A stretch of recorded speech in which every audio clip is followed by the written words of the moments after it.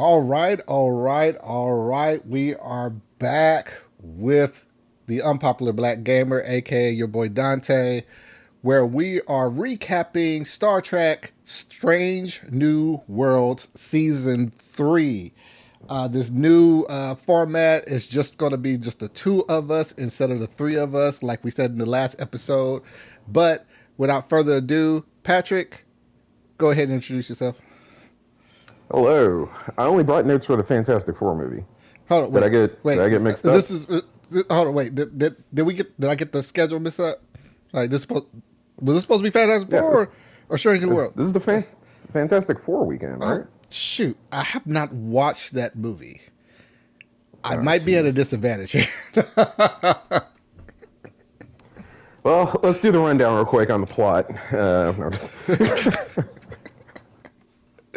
Yeah, I know that would be a heck of a turn for us to be like, welcome, welcome to the Star Trek podcast. All right, so this is the Fantastic Four movie, See, this is how all my content leading up to this has been practically all Star Trek. So yeah, that would be a and nice little change for the audience. we could throw up a change. We could do a change up every once in a while once we build some more audience. Be like, yeah, sure. Let's talk about if Marvel or DC comes out with something spectacular in the years or however long we're going to do this, I could see us doing an episode and being like, we got to talk about this. Like if we were doing this when Endgame came out, like we might have done an Endgame episode or an Infinity War episode. Who knows? Well, how do you feel about anime? I don't think I ever talked to you I about that. I don't feel any way about it because I just haven't had a chance to get into it. Gotcha. I'm like the one person in our friend group that hasn't watched any anime, and I feel like I need to because I as a mean, single person, except like even women are getting more into it. But yeah, except the well, yeah, a lot of the younger generation, not our generation, part of the generation okay, after us, the ones that's in like their 20s. I don't know how you would feel about that. So, they're not my target audience. No, not at this point. but we're gonna keep it moving. We're gonna go ahead and recap uh, episode 3 of Strange New World season 3, Shuttle to Kenfori, which is Yeah, actually a very interesting name that they named the planet they were going to, Kenfari. Why is that, Patrick? yeah. Shouts out to real life Kenfori, Kenforee. He was the protagonist Peter in the horror film Dawn of the Dead. So if you're gonna do a zombie episode, shouts out to him. So Black actors. I'm definitely gonna have to say off bat, zombies in Star Trek. I never would have like correlated that that's something that could be done, and I loved it. Oh, gotcha, gotcha.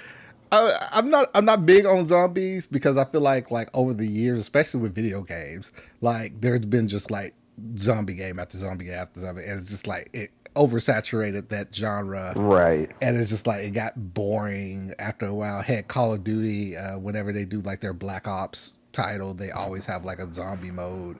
It's just like let's give this a rest. But the fact that Star Trek, from what I can remember, up until now hasn't really had a zombie episode. Um, no, because Star Trek. That's a good point. Star Trek has gotten into horror before.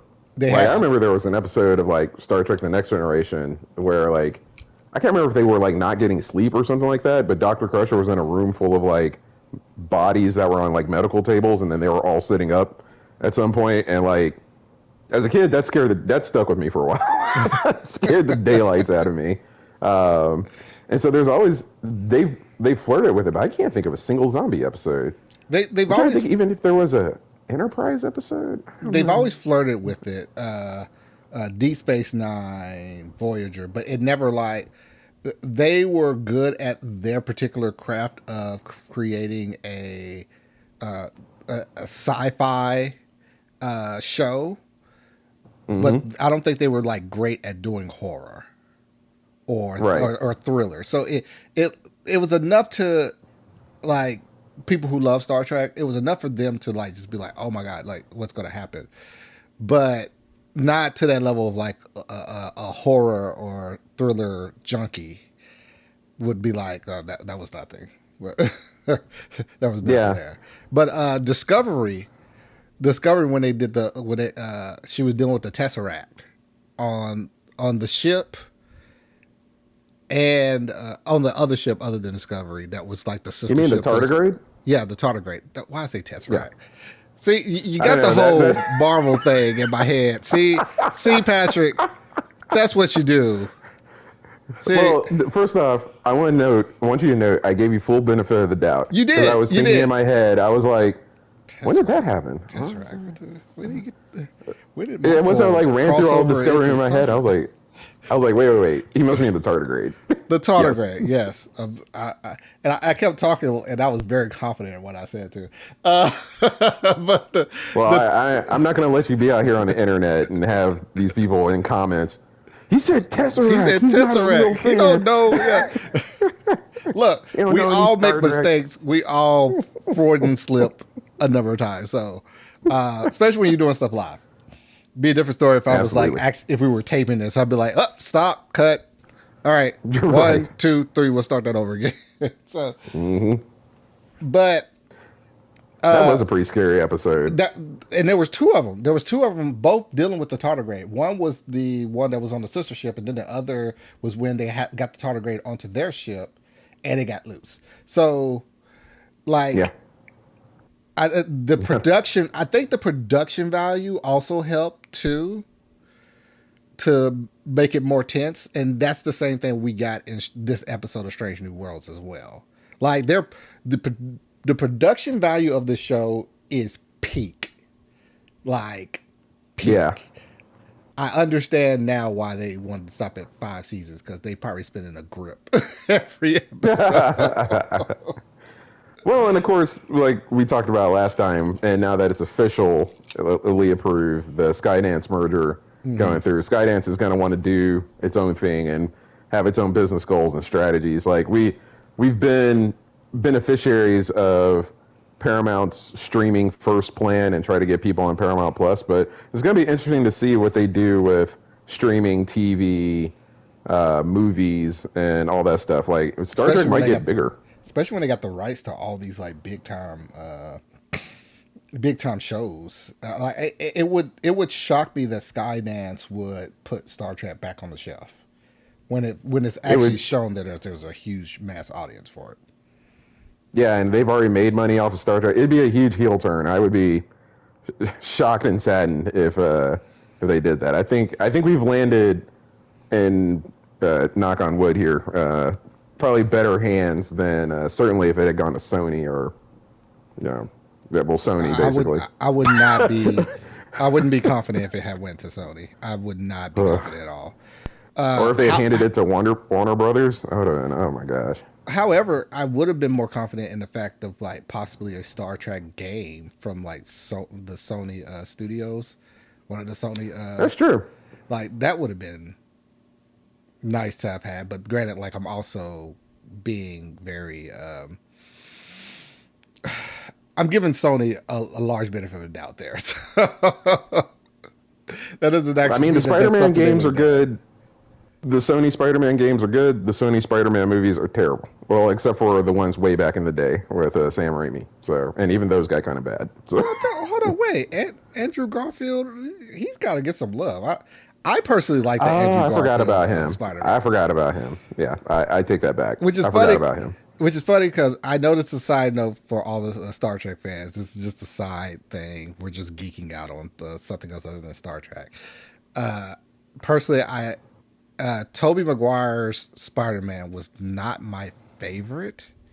I feel like he made a better Mm-hmm. Peter Parker than he did Spider Man.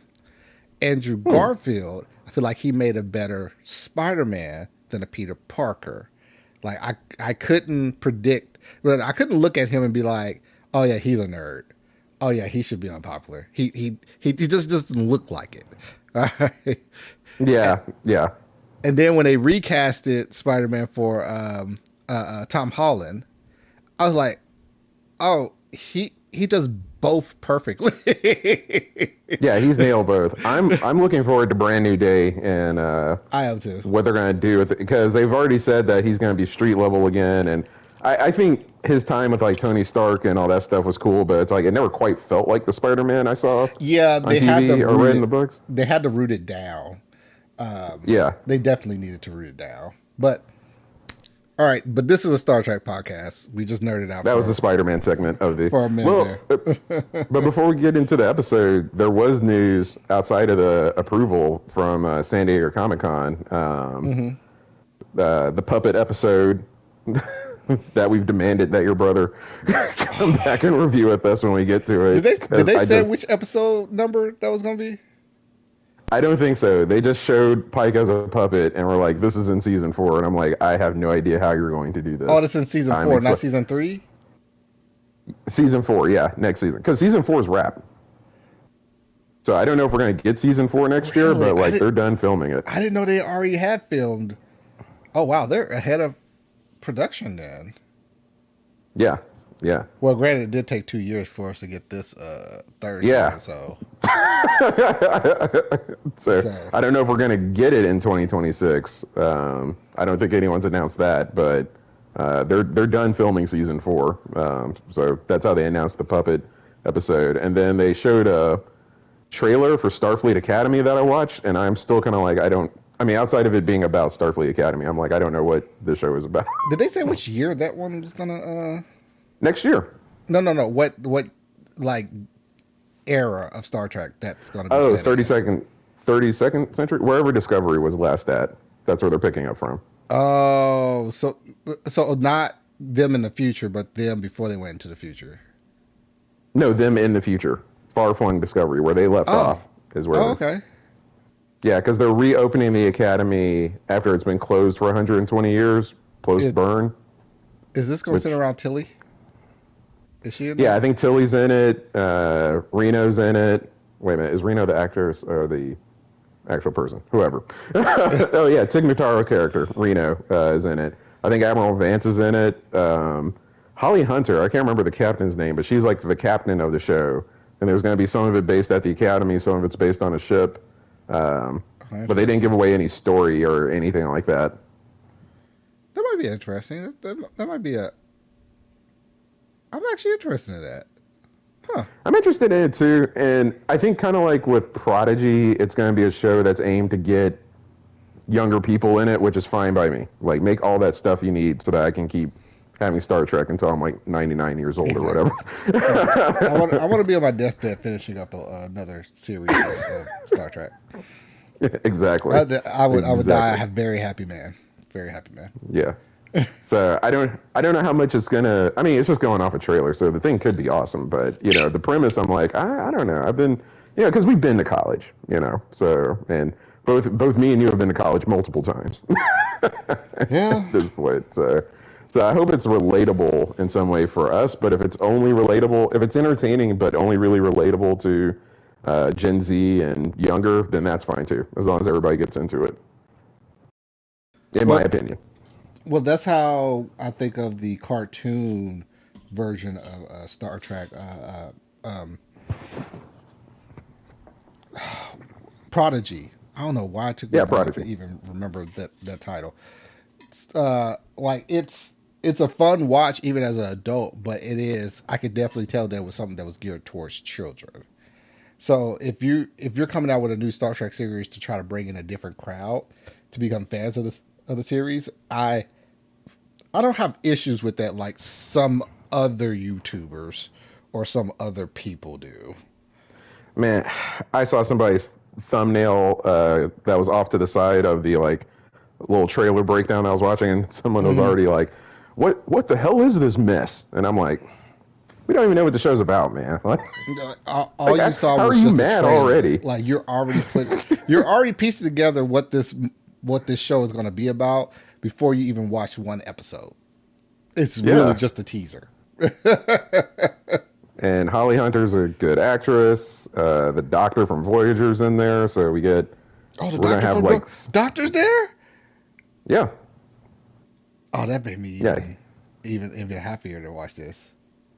I think it has a good shot at being a good show. I'm looking forward to it.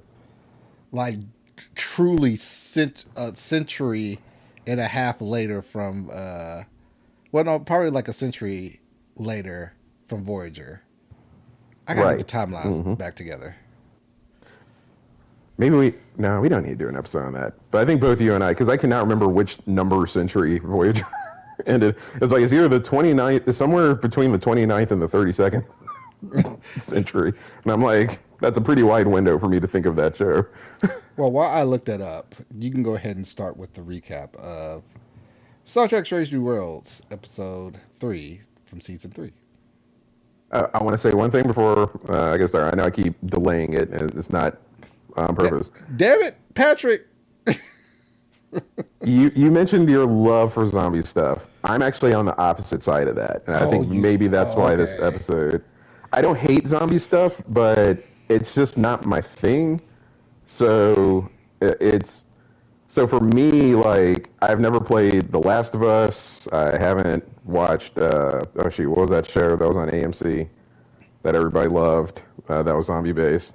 One of our friends like Oh, really The loved Walking that Dead. show. The Walking Dead, yeah, I haven't watched that. So even Dawn of the Dead, even though we shouted out Kenfori, so all that stuff, I have not seen. I don't know why zombies don't hit with me like that, but yeah, it's always just like I'm not, for whatever reason, I'm not totally afraid of them because you can like fight them. It doesn't feel elemental, so it just ends up just being like kind of nasty, The quite whole frankly.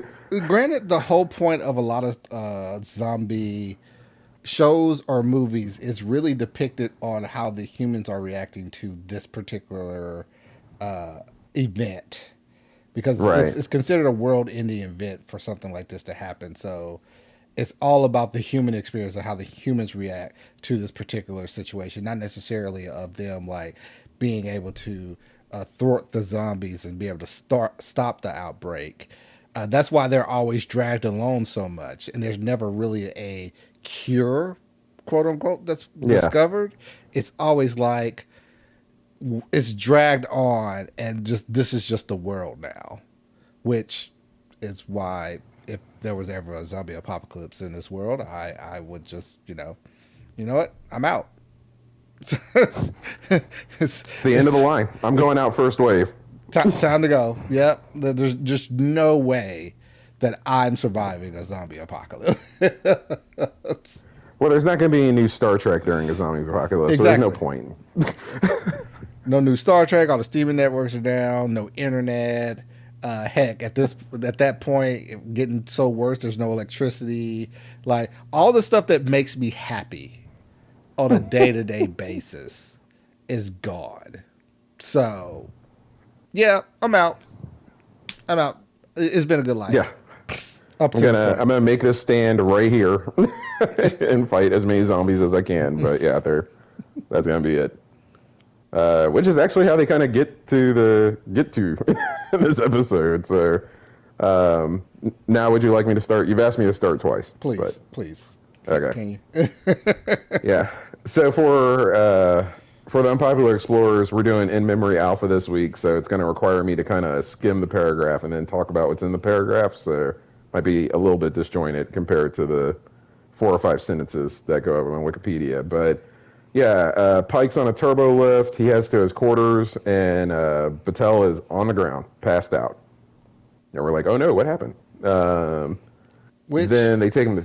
which I Hmm? did. Well, that was like kind of like a throw off there. Because you thought that everything was fine from the previous surgery. Hell, the last episode really didn't even talk about it. It was the episode before that that was the where they like cured her, right? Episode Yeah, 1. like she's been cured, I think, for a few months Yeah, because there was that 3 month gap. But for us, it's been like 2 weeks. yeah. so like Una's blood like kind of worked, but for some reason it can't work anymore.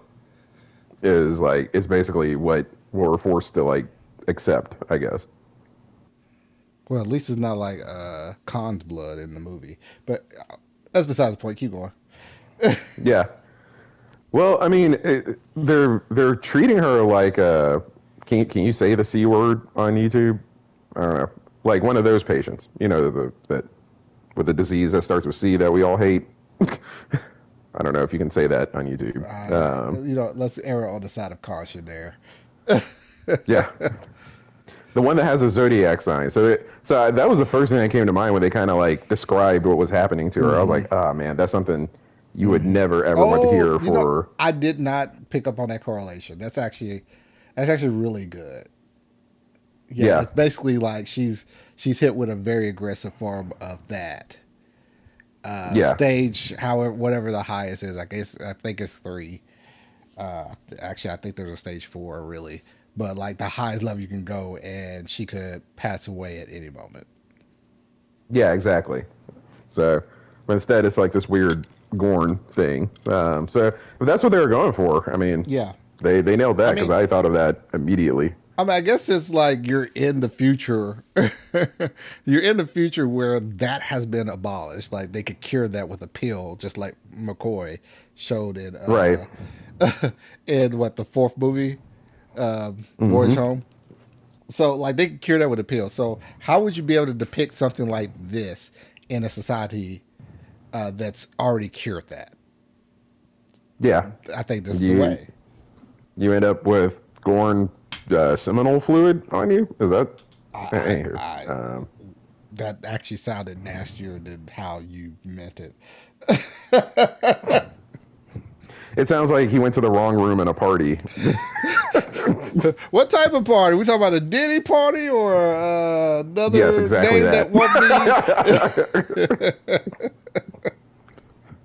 It wouldn't surprise me if there's a Gorn at a Diddy party. It wouldn't surprise you either. Whoa, whoa! Did not know this was that type of party. You know what? I'm out. I'm out. Oh shoot! I just remember I have a thing to do right now here That. at 12:30 in the morning. I gotta go do right now. Oh shoot! My mama's calling me. You know what? Like I'm her caretaker. Yeah. Like I'm. I'm out. Every excuse Yep, that you can think exactly. of in the book. I'd pull the fire alarm. Keep I'm getting going. out of here. So we're in sick bay with Dr. Mbenga, or Dr. Shaft, as you call him. And Doctor Chef. Chef. Damn right. I mean, in the episode recap, they make it very clear we're revisiting the moment that was probably like one of the darker episodes of the series where he like murked that dude. Yeah. And Uh, I, as soon as they recapped it, I was like, Doctor Chef episode. Yes. Yes. I'm immediately gonna love this one, unless it happened like the episode that we shall not name. But I'm pretty sure I'm gonna really episode like that this shall not be named. episode. Yeah, we're heading in the right direction. I was confused as to why we were revisiting it, but obviously we'll get to that. So yeah, the Gorn tissue is coming back. It's a big problem. Spock has found a what they call it, a chimera blossom, Yeah, I think it's like Chimera. that they can use in a treatment for her. They think it's a long shot, which was kind of what we understood before. Um, but they're gonna go do it, right? The planet So, Kenfori is the only place where they can get it. Oh, sorry, go ahead. so what I thought was interesting about this point in an episode, because we saw the recaps last week for what this episode was going to be about. So I found it interesting that Pike and Mbanga was going on this very dangerous mission, because it turned out that like the planet Kenfori was in, for lack of a better term, the neutral zone between the Yeah, Federation they and called it the a restricted zone yeah, or they call it something a like that. But restricted yeah, zone in there, but it's really like the neutral zone. They can't cross over into this space, this vastness of space, without it being a incursion onto the other people's line of space. except So, when they totally do it. except when they really do it very sneakily. Uh, It's but I gonna start a war with the Klingons if they see us. Oh, they saw us. but Well, I let's just found it leave. interesting because I found it interesting because it's just like there's no way that it would like the captain should be on a mission of that's that dangerous. Like even if it was still Kirk, like I'm pretty sure there's still a regulation there that like the captain should go on a mission that's like this, like this dangerous, because the captain is the morale of the ship. The captain goes down, that could affect the whole ship. Well, So here's. I like the way that they subverted that, and I think Oh, that's where okay, you're yeah, going. yeah, because that's when I got excited about the episode. I have in my notes. Yes, an off the books mission. I'm always up for an off the Yeah, books Starfleet mission. I love off the book Starfleet missions. Yeah, I'm like, ooh, this is gonna get good. Like in the next generation, they just like take the pin off. Like, yeah, well, yeah, we won't yeah. be That's needing always these. the off the books. That's always the telltale that this is completely off the books. When Worf was avenging his girl, and he threw that pin down, like we're off the books. This is about to get good. We're off It's about to get wild. Let's do this. when O'Brien was helping out the that Tosk dude. And he threw off Yeah, the pin when he started helping. I was like, "We're off the books. This is about to get good." I would probably like at some point get like a talking to where it's like, Commander, you take your pen off way too often. Way Like too you, often. you're off the book. You have too much off the books. You got to stop doing that. Look, it doesn't matter that every time you go off the books, it ends up working. All right, that doesn't matter.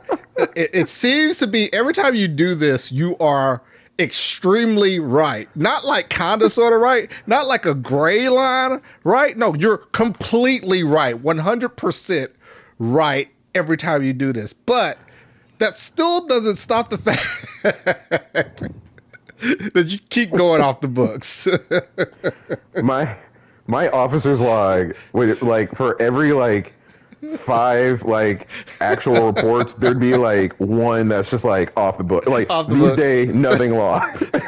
And my commanding officer would be like, "Dang gummit, what were you doing?" Only the top level of security clearances can listen to.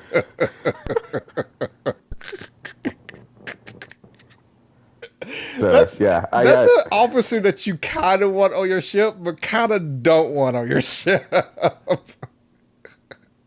I would see people walking around the ship without their lapel pins on, and I'd be like, "Hey, are y'all about to do an off the books mission?" I was like, "Yeah, cool, I'm coming with you." I'm coming with And you. just take mine And off. take it off and just throw it in. Just throw What it are in we the doing? corridor.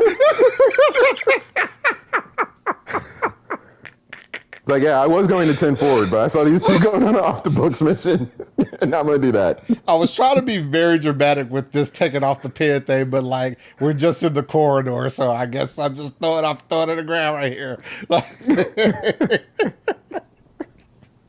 I'm sorry, Public Force. I'm sorry. This is just me and Patrick riffing on the fact of like why off the books missions in the TNG area and beyond always had to end up with them taking off their comm badge and throwing it. Like we get it. That's how they track them. Like they're able to track that person with their comm badge, so that's a way of like making it harder for them to be tracked.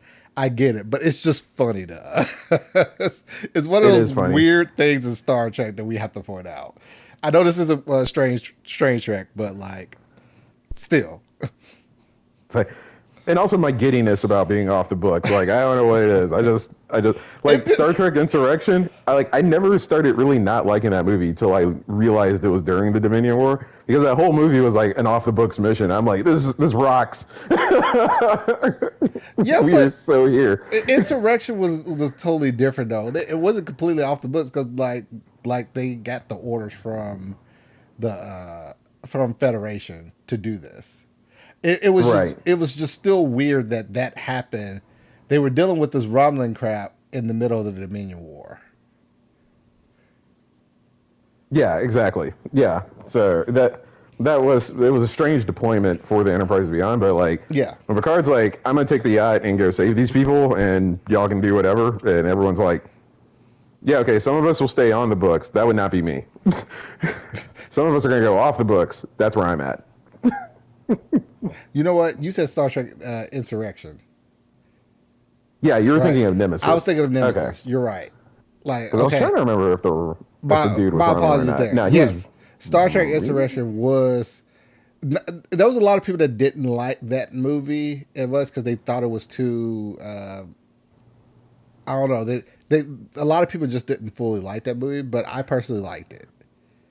It It was fine. It was like a good two-parter in like the regular show. yes, I think that's yes, what people's main beef with it was.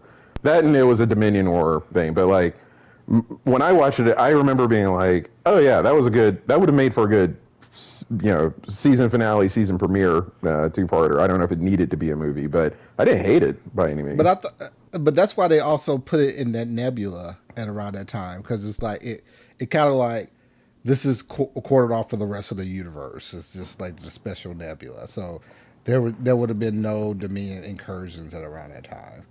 So they Yeah, did a good job with like setting it up, but I agree with you though. It's still kind of odd. Like we're doing this during the Dominion War. yeah. They tried to make it somewhat important, where they were like, "We need Yeah, these people's technology to be on our side to help with the Dominion or something like that." But it's like if you were watching Deep Space Nine at the time, you'd still be like, "Who are these people? How are they helping?" Like, never heard so of them yeah, before. Never heard of this race. This is the first time I ever heard of them. I don't know how special they are. Make this make sense. yeah, exactly. But keep going with the So recap. in typical Starfleet fashion, the Enterprise helps a little bit with the off the books mission by um, getting like into position so that they can use the shuttlecraft to get over there. And there's a lot of talk about like how they're setting up the communications and stuff that I'll be honest, I didn't even like listen to. It's explained here in the thing. The one thing I want to talk about is Mm-hmm. that Commander Una Chin Riley takes command. Mm-hmm. Um, is there something wrong with her hair in this episode, or Oh, was it really? supposed to look like? Really? This is a new That was the first thing hairstyle. I noticed about her in this episode. I was like, "What? What It is was that?" so I know why they did this, and I actually have this in my notes, Okay, which is funny because I actually have it in my notes about Una, like them showing Una how she can be a great captain. Like she is literally at the point of a first officer where like she should be commissioned for a captain on another ship at this point. right. Because and the reason why they did her hairstyle like that, it was the same thing of how they did Janeway in the beginning of Voyager, where she has so much hair, so they put it up in this like bun thing to show like the hairstyle changes her, makes her less soft and more commanding. You get it? Is that what they're okay? Like that's what they're trying Well, to go for with this. This isn't the softer Una. This isn't Una, I'm your friend. This is Captain Una. Captain Una needs to go back to the beauty shop and You didn't like it? have them take another pass. It was distracting in every scene that she was in. I was just like, what is this hairstyle that he's doing? And I'm not one to like, I'm not, I think you docked this. chauvinist. I think you docked this episode a point just because of her hairstyle. Well, you go from like last episode where everyone was looking great. Yeah. Oh Everyone in my that god. show looked great last episode, and it looks like okay, and we're going with this. This is what we're doing. Okay. I Uh, still think that Una looked good. At least in my opinion. Like she still looked good, but like it was more, and you could tell like with every scene that she was in, how she was trying to bring a presence of captaincy, not first officer. so for me, I think she can do that with her regular hair. So I I don't need whatever this was to look at her. Like I've always respected the character I and truly like think the this was command just a presence she has. I truly think this was just a choice of the moment for them. That's why they changed her hair. Same reason like how well actually there's outer universe reasons for Uhura's hair now being longer Because Oh, really? yeah, the first few seasons, she actually like her hair was actually that short in real Yeah, life. yeah, Like, but like lately, she grew it out. So, and there was one episode, I believe it was the first episode, where they put on a wig to make her hair look short, and it looked awful. It looked awful. There's a lot of videos or clips online, memes online that show like the difference between that hair with that wig and the hair that like this was actually like her real cut hairstyle. So it did not look great. So they just decided to embrace the fact that the actress now grew her hair out, and it's just like okay, I guess it's just the time where Uhura grew her hair out, and this is her yeah, style now. So we're yeah. probably going to see like a multitude of hairstyles with her character as well. With this particular situation, I truly feel like this was the Janeway situation that they did because that hairstyle is like the bund up and like it was just a more commanding style, Yep, yep. even though you didn't like it. Uh, I don't think it's more command. I think women can be commanding with whatever their hair Oh, wants to like, 100%. whatever makes it. So like, I don't need this weird like braided row thing. Like, if I Yeah, but saw that on my captain, I'd be like, okay, we made a choice today. I'd I still trust him as a captain, but I wouldn't be like, oh yeah, I think there are more captain now. Like, but I I get what look at it you're as a saying. Like, situation was like a person in uniform versus a person in civilian clothing. Like yeah, that's still the captain. You know they're the captain in civilian clothing, but it's still weird, and it's just like it doesn't give that same semblance of I am the captain, I run this ship feeling. Captain Battelle doesn't have weird hair situation going on. Anyways, I don't know. I I shouldn't. mean, Maybe just put it in a that's ponytail that's next time. a fair point. That's a fair point. So, and you know what, I do need to probably look back at the scenes where Battelle was like commanding a ship and see like what type of hairstyle they put her in and everything. So like because like I said, that's a fair point. But also at the same time, later in Voyager, they relaxed on that with Janeway and like had her hair cut shorter, not like Yeah, real short, but like enough to like reach her shoulders. And they just kept it like that, and they didn't have her put her in that bun or anything anymore. yeah. To your point, I've seen um, Kate Mulgrew actually. Mm-hmm. I can't remember what documentary or whatever I was watching, but she said like for like 5 seasons they didn't know what to do with her hair. With her hair, like Mm. it was like changing a lot, and Mm. they wanted to do exactly That what you makes were a lot talking of about, like sense. get That one makes a that lot was of like, sense. and then finally, like towards the end, she's like, I just want it like this. Like, we're just gonna roll with this, This and might so be one of yeah, those situations where you have people that don't. It's like okay, like I'm a writer, but I do well writing for male characters than I do for female characters because I'm a male. So it might be one of those situations where it's like the writers just didn't fully know how this would fully come off, and they were just thinking like, "Oh, this is what we need to do with their hair to make them look more commanding."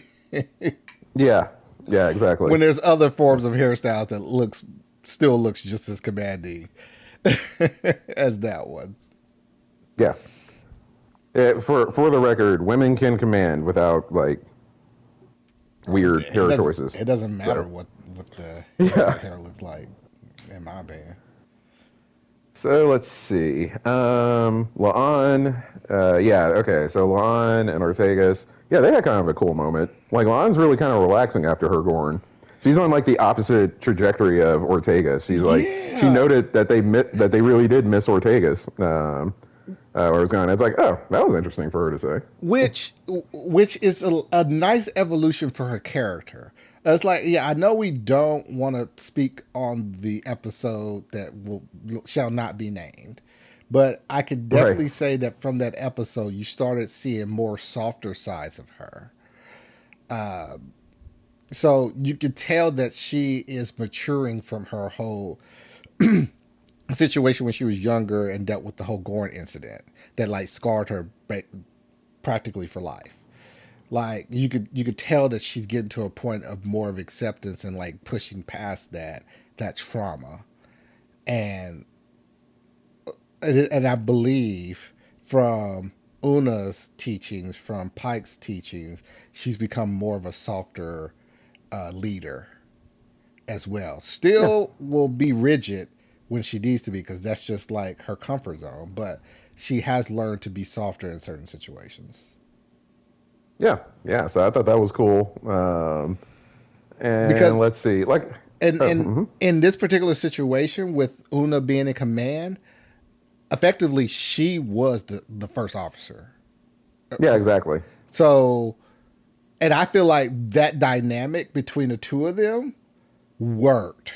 Like, I would love to see a series where Una's the captain and she's the first officer. Like, Maybe that's what happens to him. I mean, it's possible. it's a blank slate when it comes to them. And Skydance, if you're listening, we would like the Star Trek fans would like that kind of thing. We want to keep that Star Trek money going. Mm-hmm. Mm-hmm. We would definitely do that. Like I said, there was a lot of talk about the communications. I don't know if like we couldn't have some type of communication, but we had other types of communication that Uhura set up.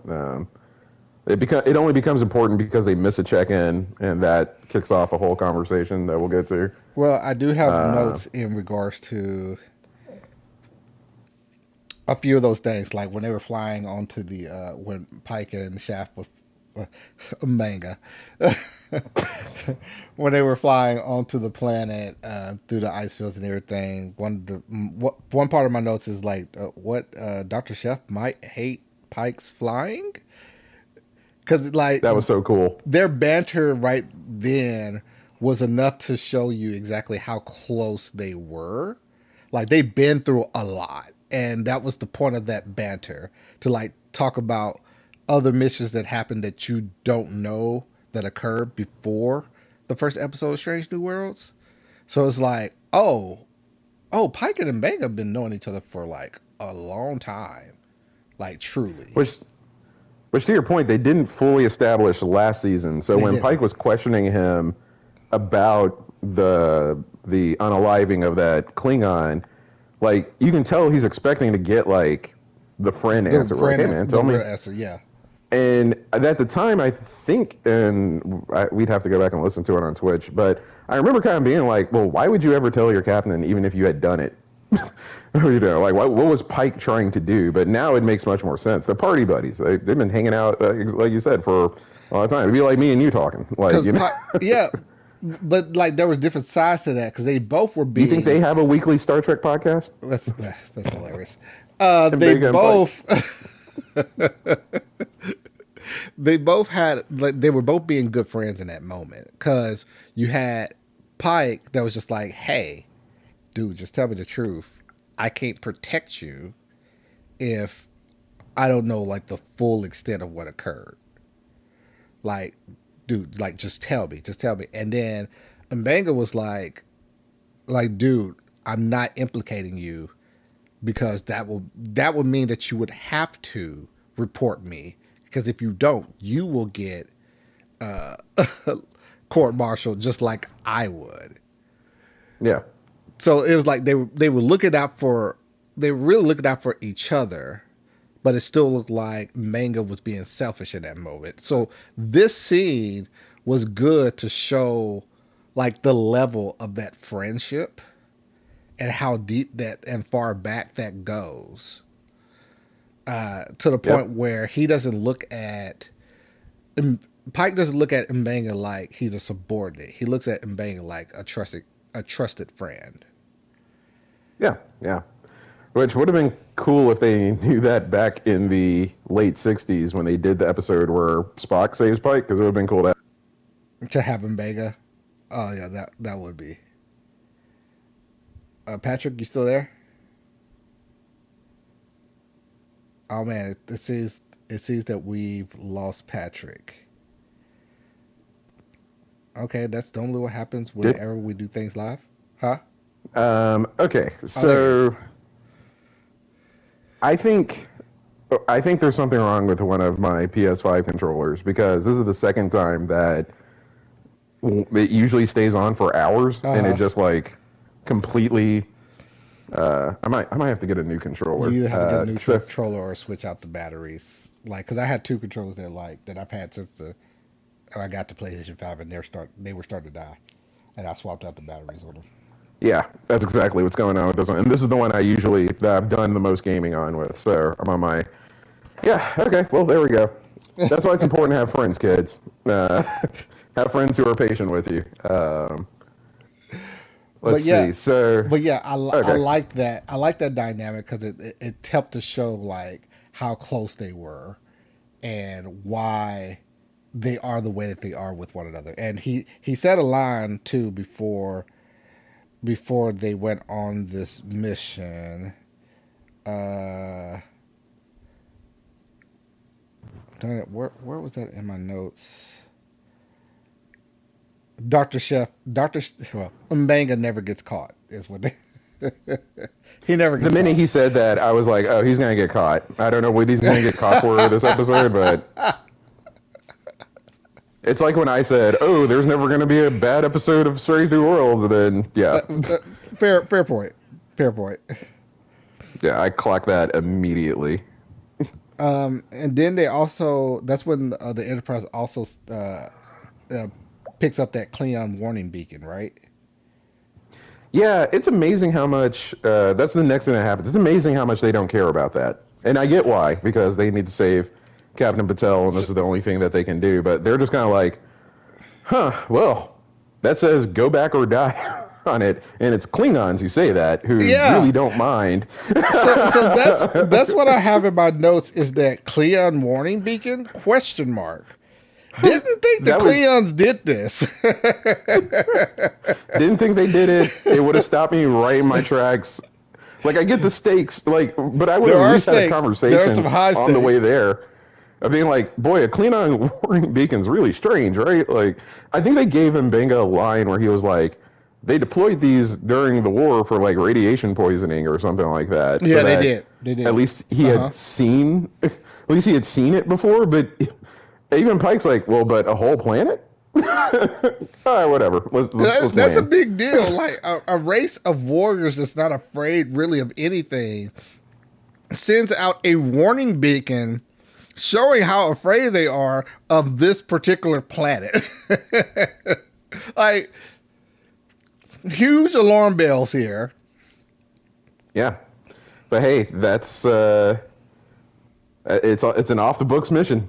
I would have been in the back with my phaser, That's man, true. like, That's true. oh, that kind of scares me, but we off the book, so let's do And it. and Like, who do you need in an off the books mission? Chef. Damn right. well, that's it for the like opening sequence. So I guess we'll pick up the pace here Okay. Go ahead. a little bit. All that happens before the intro, which I still like the new intro. It's funny. Um, I had a lot of notes from that opening intro, but keep going. Strange New Worlds is kind of, this is not the first time we've had an episode like this where like we spent a lot of time on what is effectively the cold open. And Yeah, I think because Strange New Worlds is episodic, they have to do a ton of setup. So a lot of interesting information happens immediately. that's true. And then it kind of like slows out. That's true. So I don't feel too bad about it. Okay, so they get on the planet, and Mbenga's like, there are absolutely no life signs here, just flora. And Pike is like, okay, that's all we need is this Mm. flower. They have more friendship dialogue about fly fishing, which I don't want to fish. So I was like, that's cool that people like to fish. And there was another piece of friend dialogue they had, About huh? Corby and Chapel. Not necessarily about them. Basically about how many ex-wives Mbenga had. I I I was like, he's like, I have 3 ex-wives, and he didn't count the annulment, and I'm like, that definitely counts. That You counts. have 4 ex-wives. You have 4 ex-wives, my bro. Well, I mean, he's even better than Shaft right man because he's so complicated that not even his women can You understand know, him. At least Shaft's woman could understand him. Mbenga was already like a top titular character for me in the Star Trek pantheon. This made it even higher for me. Like, dude, you are a doctor that saves lives, but know how to kill people easily, and you've had four ex-wives in the 20 what second century with all this. Like, When, oh my god, hmm he's an excellent character. well, I think it's the 23rd century, 23rd. but yeah, You're right, the 23rd. I'm so concerned that when we do our TOS Uh-huh. rewatch and we finally get to his episodes, like none of that's going to be apparent, and we're just going to be staring at him the whole episode, being like, Like that was not in Vega.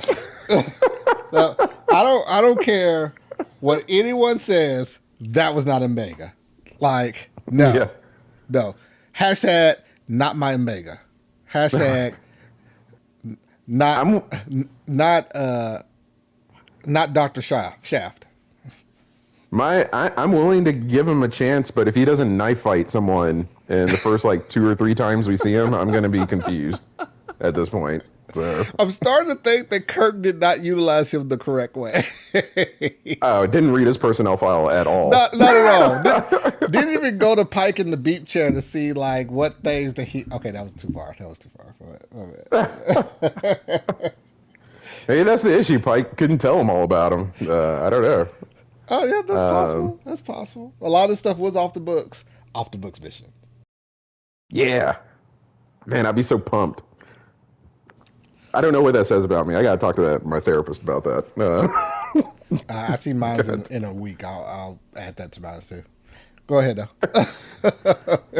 Well, this is where they come across the Klingon that has been unalived by something. His rib cage is ripped open. It's clearly not from the war, and Pike and hmm Mbenga see it, and they decide to just like, well, maybe instead of having our guns in the holster, we should take our phasers out of the holster so we can be ready. So in this So they're just like kind situation, of cruising past these warning signs. I wrote down in my notes aliens or predator situation. That's the direction that I thought they were going. I was definitely thinking it was in that line of just like something that's very good at camouflaging Yeah, itself yeah. is out here. I didn't know this was the zombie episode, so that's what I was looking for. I was like, maybe this is a faction of Klingons that I don't know, like hunt people for sport, or they're Yeah, just like yeah. sick like that, or something like that. So Oh, they what know if how they to had do it. like a But sect of Cleons because the way that they're like their heads look with the hair and stuff. What if they had a sect of them that looked like the Predators and like that's their special forces group, oh, and that'd be cool. it was like a backstory to how the Predators became the Predator. And it would have been interesting if this was like their training planet or something. Yeah, And yeah, yeah, yeah. but Pike and Mbenga would have never made it alive in Oh that no, no, not situation at if they all, not at all, not at if they all, had not gone even that a little route. bit. Unless Doctor Shaft got a hold of like Predator gear and then just went on a Or had his tear. like super soldier serum Oh, on him the or soldier. something like Yep. that. Mm-hmm. Yep. Um, One thing I do want to note is I have it in my notes what's with the body horror this season, because this is 2 out of 3 episodes that we see stuff and later they find a detached leg in in the lab, and it's like between like Ortega's hand when she got out of the digestion chamber and all that stuff. I'm like, ugh, this is getting gross. Like This we're over indexing this is one of the main on. reasons why I call this like peak production of Star Trek because it's like Okay. it they don't like the practical effects department had a time just making that leg. I know they did. Like like they were like, oh yeah, like, cause you could how it looked. It was like perfect. So I truly think they have a lot of people on their staff that are just very passionate about what they do. Because like it, I don't do horror movies or films or shows or anything like that. Like, but this was great. I'm sorry. There were times during this episode that I had to remember that I needed to take notes. Like, I got so Oh, sucked gotcha, into it. gotcha.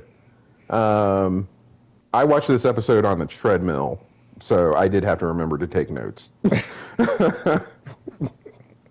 I was not on a because it's treadmill. because it became when I realized it was zombie stuff, That's when you got off the treadmill. no, Or no, you no, kept no. I going was still on. on the treadmill, but that's why I started really forgetting to take notes. I was like, "Oh, this is zombie stuff." Okay, but let's see. You want me to keep going? I love the Or did you? design of the Cleon shuttle. Um, That's what made. Okay, so behind the scenes conversation, I was uh, talking to Dante before the episode, and I just have not good written in my notes somewhere.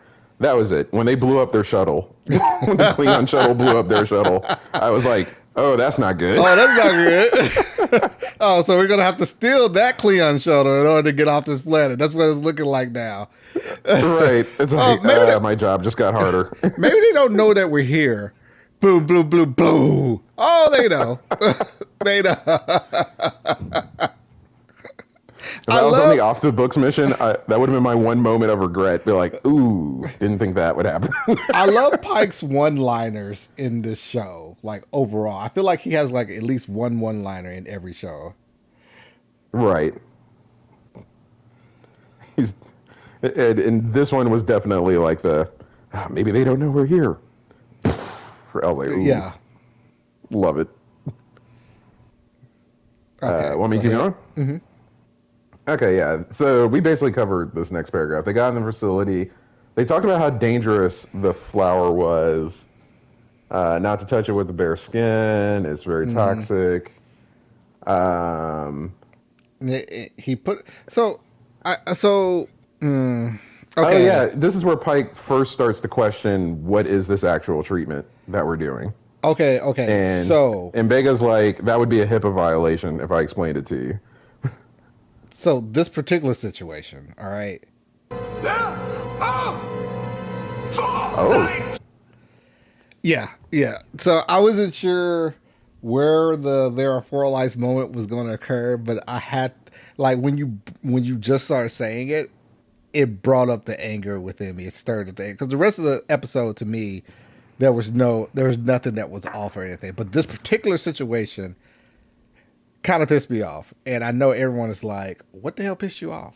Like yeah. What? it was still a good episode I'm up to this lost. point. I don't understand. Like, We're just in Act One. the fact that they used a freaking bandana to cover their face from the spores and stuff from this flower. So we don't have anything high tech in the 23rd century that they could just like pull out their bags and like instant gas mask that they could put on. Like, so we don't have anything like that.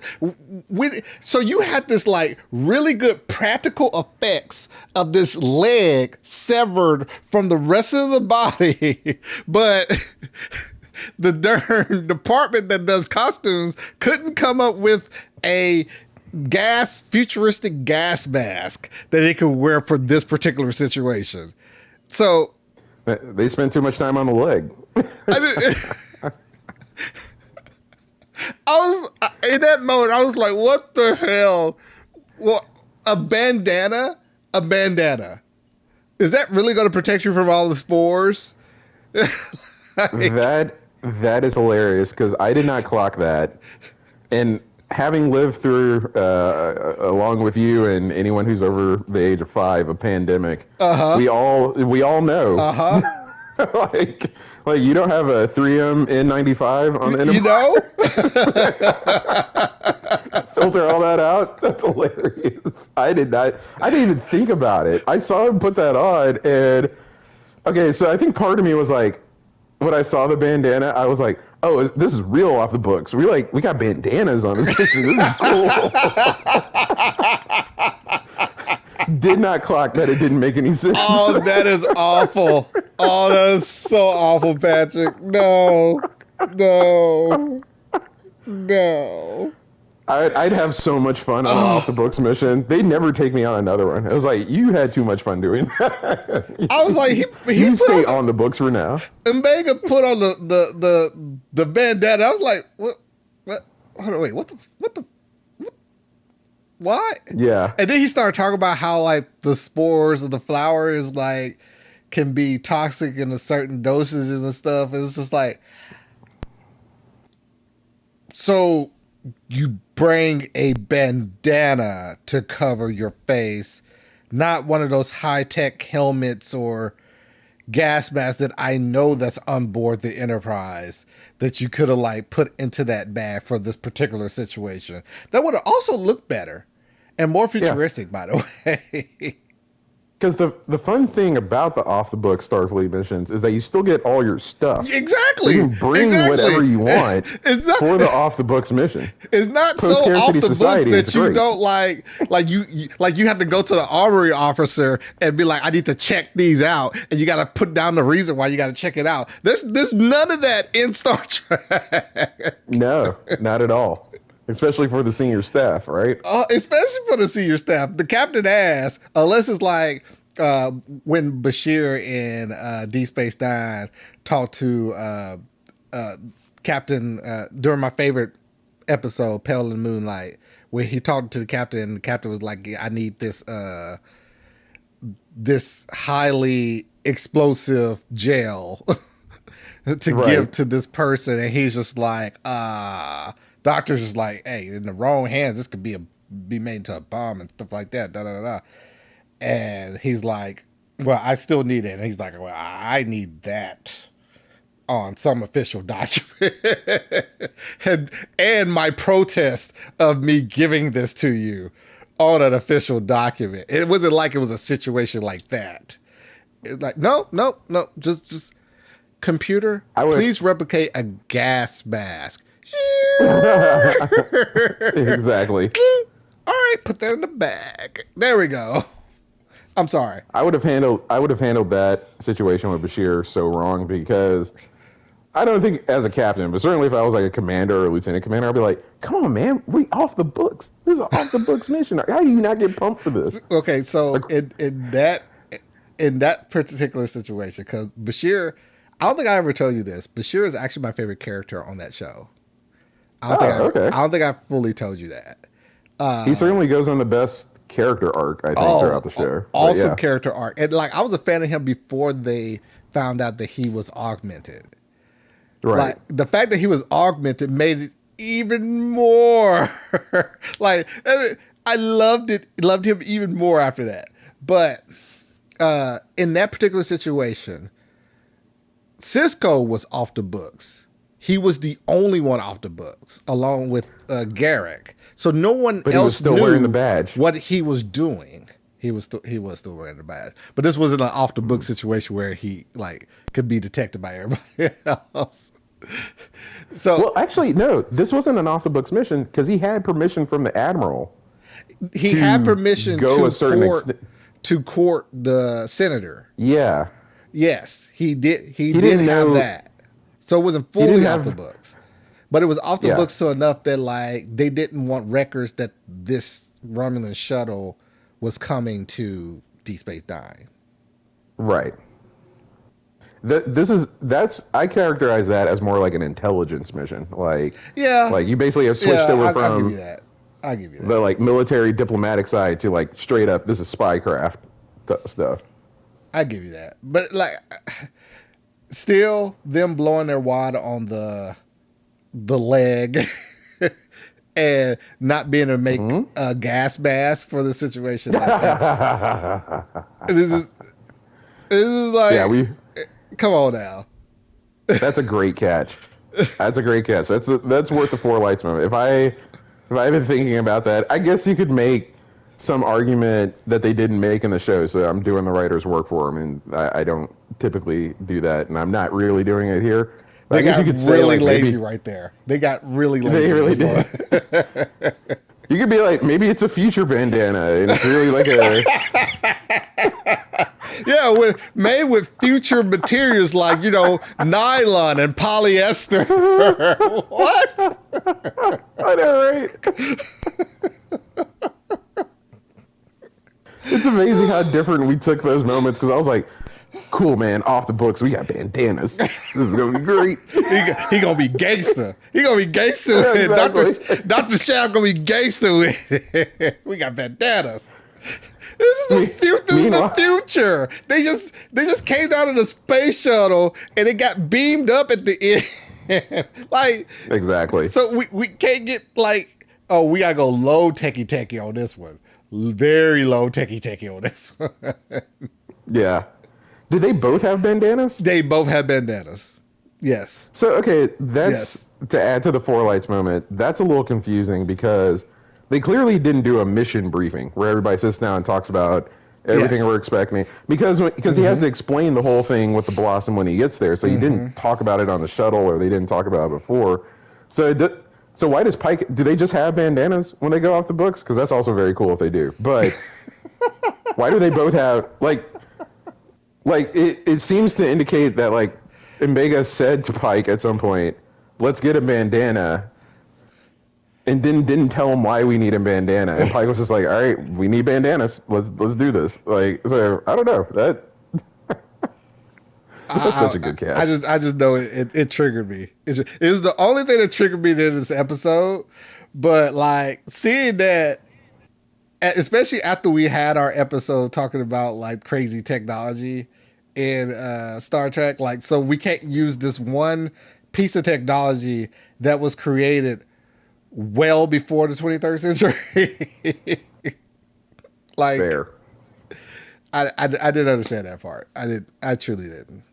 Me But neither. Well, the main point of this part of the episode, kind of the rising action and storytelling, is the first time Pike gets suspicious that there's something weird. that people Yeah. aren't telling him Yeah. about what this treatment is and things like that. Like the fact that the plant is so dangerous. Because I think I'm with him. Like the way they described it, I'm thinking we just get the flower, we bring it back. We You get create some those type like of little antidote. stirring parts. Yeah. Yeah, and She then we drinks it inject and it. then we're good. Yeah, exactly. This and a couple of Advil were all good, and he's starting to key into the fact that it's like, okay, they're not telling me something, and he starts questioning his friend more about it. Which And is I'm glad they, crazy. Which is crazy because I would not have picked up on that if I was Captain Pike. Like I completely missed that subcontext. I'm curious to know how you felt. Like, were you picking up on that at that time? I think as watching it, Mm-hmm. I only picked up on it because Pike said something. Yeah. Yeah. Because I think I, as a person, would have just been like, oh, well, the doctors are going to doctor the thing. Like getting to the point where it's like this DNA splicing treatment or that we're not sure that's going to happen. I don't think I would have started down that pike, geez, highway or whatever. Nice Freudian slip. Yeah, I don't do puns.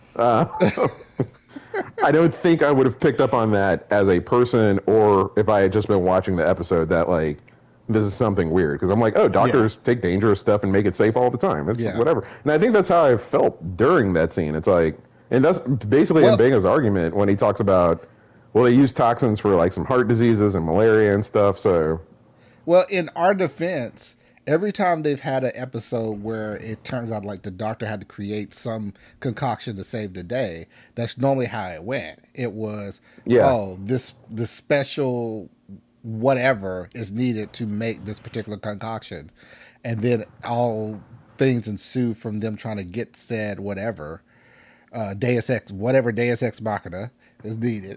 Uh, right. then they bring that back to the doctor. The doctor synthesizes it just in the nick of time because the patient is almost about to die, and synthesize the hypo spray, hits it, and then all of a sudden all the vitals start going up and everything. Like that's Yeah, normally exactly. how it goes.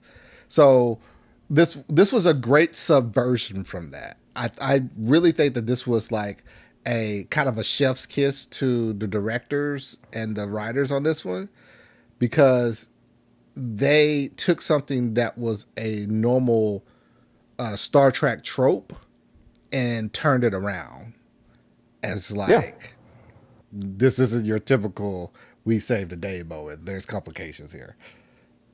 I'm not gonna lie, this conversation has rehabilitated the episode a little bit for me. It I has. just raised my Mm-hmm. score up a little bit because it is a good subversion um, of it that I didn't totally clock while I was watching it because I was multitasking, which Mm-hmm. I promise Unpopular Explorers. I won't do that again. It's just a busy Sunday.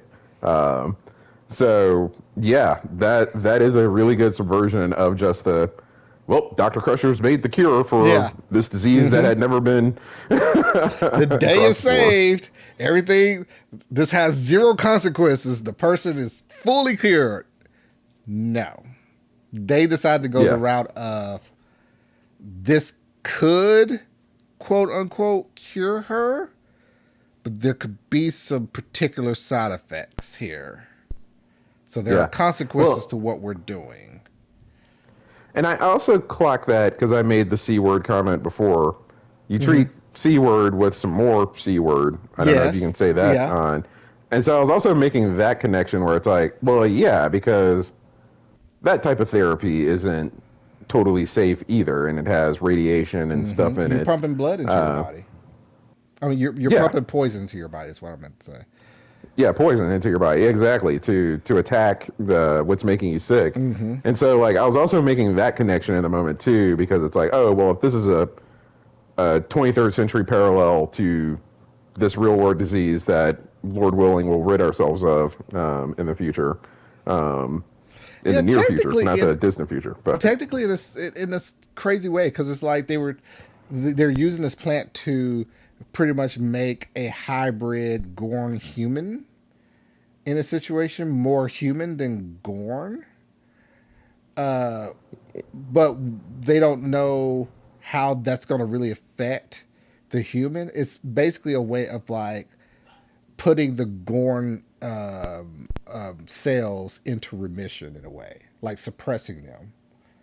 yeah, so is the so the thing is just to make sure I'm understanding it correctly before we do more. If they don't treat her, then Gorn babies are going to grow inside of her again, You right? know It's what? like she's still They in. they did not touch on what exactly was going to happen. That's what we assume from Okay, how this normally works. But because we saw it with Himmer at the end of season one that exactly, like exactly. yeah, And a bunch of Gorn babies are gonna yeah they actually showed it before Hammer got infected. Like they showed it from another character, another side character where they got infected and like the babies popped out. So they they have a baseline of like what weird stuff can happen. But in this particular episode, because they did the previous procedure from 2 episodes ago, it kind of complicates this in a way. And I don't think it's like fully that way, but kind of is. Uh, they didn't fully work it out within the episode for someone to basically grasp where they were getting at. Okay, so that wasn't just me being on the treadmill and missing it. No, I thought I like missed them because I remember a lot just being like I don't quite know what we're stopping.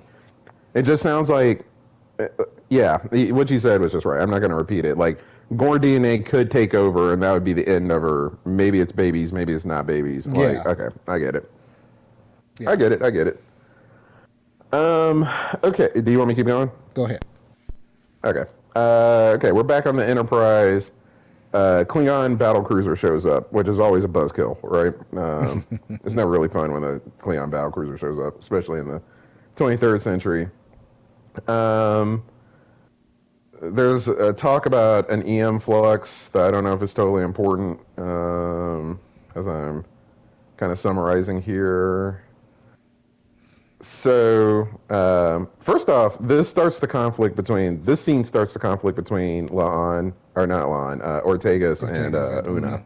Mm-hmm. Yeah, that's about to happen because we're sitting on one side of the asteroids, on the right side of the line. Ortegas kind of says out loud that like she's like, look, if they're here, then they know that they're there, and we of course as the audience know that the Klingons know that they're there. Mm-hmm. Pike and Mbenga are there, so Ortegas wants to take a more aggressive stance from the beginning Yes. to do a rescue plan, Actually, and in my notes, I put Ortegas wants to go in fast and hard. Take that however the way you want to take it. That's what I put in my notes. Keep going. I don't take it in that situation. Okay, so we've already made a Diddy reference See, already. I So wasn't taking it in that direction. That's where your mind went. Whoa, Patrick. Whoa. so unpopular explorers. This is my friend, and I've heard my friend make this joke offline several times. So that's exactly where he wanted this to go. Just FYI. That's the type of host you have. Should I not be here for an episode for some reason or another? That's what he was Oh, going for. He was hoping this would happen. keep So going. there's some sort of debate on whether the Klingons have spotted them or not. The battle cruiser flies past the warning beacon. So okay, well, anyways, we go back to the planet and Benga. I will say in that particular passing that Ortega, you can definitely tell from that scene, which was the whole purpose of it, is to show that Ortega's was definitely changed from the Gorn incident that she had the last episode of last season and the beginning of this season.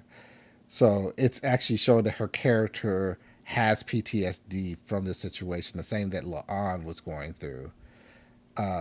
So I find it interesting to see the two different parallels. Someone who has gotten past that ordeal, and then someone who just started the PTSD from that ordeal. Yeah, yeah. And I don't know if it's PTSD, but it's certainly her flight. Well, I guess maybe that is a PTSD Yeah, thing. I We're think it's not the form of a psychologists here. PTSD because Yeah, her it's fight or affecting flight thing. something from the past that was very traumatic is affecting your current decision making. Yeah, and it's making her more fighty than Yeah, flight or fawn or freeze or yeah. any of the other ones that have been discovered. So But that also we talked. that also stems from her character though. Her character has always been the fighting type. Like she talked about how much she like worked hard to become a good pilot and how she became one of the best pilots in Starfleet because of like how much she fought to get recognized in this area. Like she's always been that type of fighty character, but in that situation with the Gorn, she was less fighty and more scared. So I think she's pissed off at herself. She's pissed off at herself because at that moment she needed to fight more, but she was more scared than anything. Oh, that's interesting. That's not how I read it That's the way I from look that at it. situation. That's how I see it. Yeah, yeah. I'm not saying that's not reasonable. That's a reasonable interpretation. I actually viewed it as more of a protection thing That's that possible. Mm-hmm. she's willing because they've been showing her doing like the boxing and stuff with the Gorn on her mind. So I think she's more willing even than before. Like before it was just like I'm willing to meet any kind of challenge in order to make sure my crew's safe. I think she's more willing to just start shooting now. Like she just has an itchy trigger finger now for action to make sure that other people don't end up with 3 or 4 Gorn claws in their gut, That is also like possible. like like she did. So I kind of yeah, I think your take is reasonable, and of course I think my take is reasonable. I'm saying it out loud, but yeah, that's the way I kind of think of it at the moment. Is that like she's not upset at herself. She's just like, you know what? When these threats come up, we need to just put them down before they can get to us because we can't always stop it. And And that's the that's way where I you, kind of read her attitude this time. and that's where you have Una like um I think of it. I think of Ortega's in that situation as like a officer that's been through enough at that point, but not enough to make sound judgment calls in situations like this. But then you have the parallel to Una, who has gone through these things and probably used to think the way that Ortega's is thinking at this point, but has been tempered since then to learn like, I need to be more logical in the situation, have more of a clearer head to make the right decision that not only helps the situation, but like everybody comes out alive from the situation. Ooh, hold that thought because I think me and you, we're not going to have like a knockdown fallout debate, but I think we're going to have a little bit of a debate No, no, go, yeah, here in a little bit. and I welcome that. I Yeah, feel like I know exactly where you're going, but keep going. yeah. Well, so that rounds out Act One. The shuttlecraft gets blown up Uh-huh. after the battle cruiser shows up, and that was my not good note. Um, and then Oh, we that get was into your Act not good Two. note. Yeah, yeah. I The- mean, because honestly, some of my notes are what I would have said in real life if I had been in the yeah. situation. And Background to that's this all for I. the unpopular explorer. So before we started the stream, we were going over like what we were talking about, and he just said he made an offhand comment of, "Huh, in my notes, all I have is just not good. I guess I should have put down my context for saying that." So the fact Yeah. that he just remembered why he put that down is it's funny to Well, me. I remembered a couple minutes ago, but yeah, yeah. If I had been standing there with him banging on Pike because I volunteer for all the off the books missions, even that the ones that have Oh, nothing to oh do with yeah. me, I Seeing would. your form of escape get blown up like that Yeah, that's kind of demoralizing because at this point you're just like, oh, all we have to do is get back to the shuttle. We can make it back. Blue. Oh, yeah. oh. It's like, maybe we should have camouflaged it somehow. Apparently, it was too easy for us to get this flower. It's like, thought this was gonna be an in and out thing. You're Yeah, gonna yeah. be late to the bar later. Because they even said, I think it was Pike that said like, "Oh, this was quick finding the flower." And to myself, I was thinking the same thing, like, "Huh, this is Oh yeah, too quick. Normally, you find the flower like the last 10, 15 minutes at of the the very episode." end. So, that means a lot of stuff is going to ensue for them to try to get this flower even back to the Enterprise. So, That's that's a good point. That's a very meta comment for him to make. It's just like, oh boy, we got here quickly because he's probably been on several missions uh where they've huh, had to find the cure at the last minute. uh huh. And he's like, oh, so it's not going to be one of those, and yeah, it's going to be way worse. But Don't worry. I'm pretty sure you're like this at work. But like me and my team at work are also like this. Like where we don't talk about the good things that are happening because that flips everything on its head. Oh man, my inbox has been very light today. All of a sudden, my inbox gets flooded with like 30, 40, 50 emails. Like, so I you refer to it as calling damnation down on myself. exactly. Like, That's basically what you're doing. And every pretty time, much. like any one of us fix our lips to say something to that effect, everyone else is like, no, no, no, no, no, no, don't you finish that. Don't you finish that sentence. It's like, Do not just finish enjoy it. that. Just enjoy I it. think that's what happened in that moment where he's just like, oh man, we found this flower. This should be quick. Da, da, da. And then a few minutes later, their shuttle gets destroyed. Yeah. Oh yeah, the Klingons show up, blow up your shuttle. Yeah. Frustrating. Maybe one day, I don't know if it's a strange trek, but maybe we should have a conversation one day of which era of Star Trek was more fun, the pre-Kittimore Accord era, where the Klingons were the enemy, or the post, where the Klingons were like basically friends, but also kind of an enemy for a little bit. Because I mean, your Klingons are only gonna be your enemy for a minute, no matter Well, what. But for us to do that correctly, we would have to finish the rewatch of TOS because that's where we would get the most of the didn't pre think about Kittimer that. Accords than post Kittimer Accord. So, like we would that would definitely mean that we would have to do that after we've done the TOS rewatch. See, as how That we is don't true. remember that the TOS as much as we do the others. Yeah, it's just a little hazy. Watched a Yeah, lot of it as a kid, and I yeah. don't think I've seen every episode for sure. Oh, that was Um, definitely pointed out to me when you had me watch that other episode. I was like, there were some oh, Shore episodes that Leave. I've missed. The The Shore crazy Leave one when they episode was go on on to crack. shore leave, yeah. When they oh my we're are we gonna Yeah, we're okay. gonna rewatch that one. Oh no. No.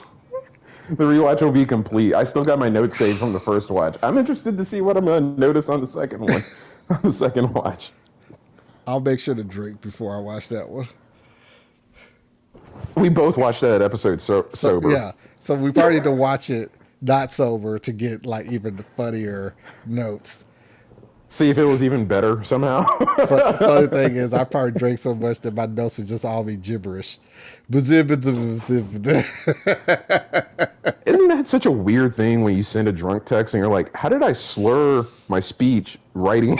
You know? I don't understand that. It's All like I right. was typing this and I still slurred it. Besides the point. Let's go with the Okay. episode. The Klingons show up, which is always a bit of a bummer, as I know, in this era of Star I'm Trek. sorry. I'm sorry. Okay. One thing that I do have to point out with the fact that Cleon showed up. Number one, Cleons and zombies. Yes, I am here for it. It was the perfect other race to put into this episode because I think that that's just it's peak TV in my opinion, peak production. Like that's number one. Number two, I thought the designs of these Cleons were really great. They Oh, did a yeah. they did a good job of mixing TNG with Discovery. Like we know a lot of people didn't like the design of the Cleons from Discovery because they said that it looked like the Cleons from Star Trek 2000. Well, they weren't in 2009. They was in the Into Darkness. So Right. I feel like the production team did a good job of like blending the two.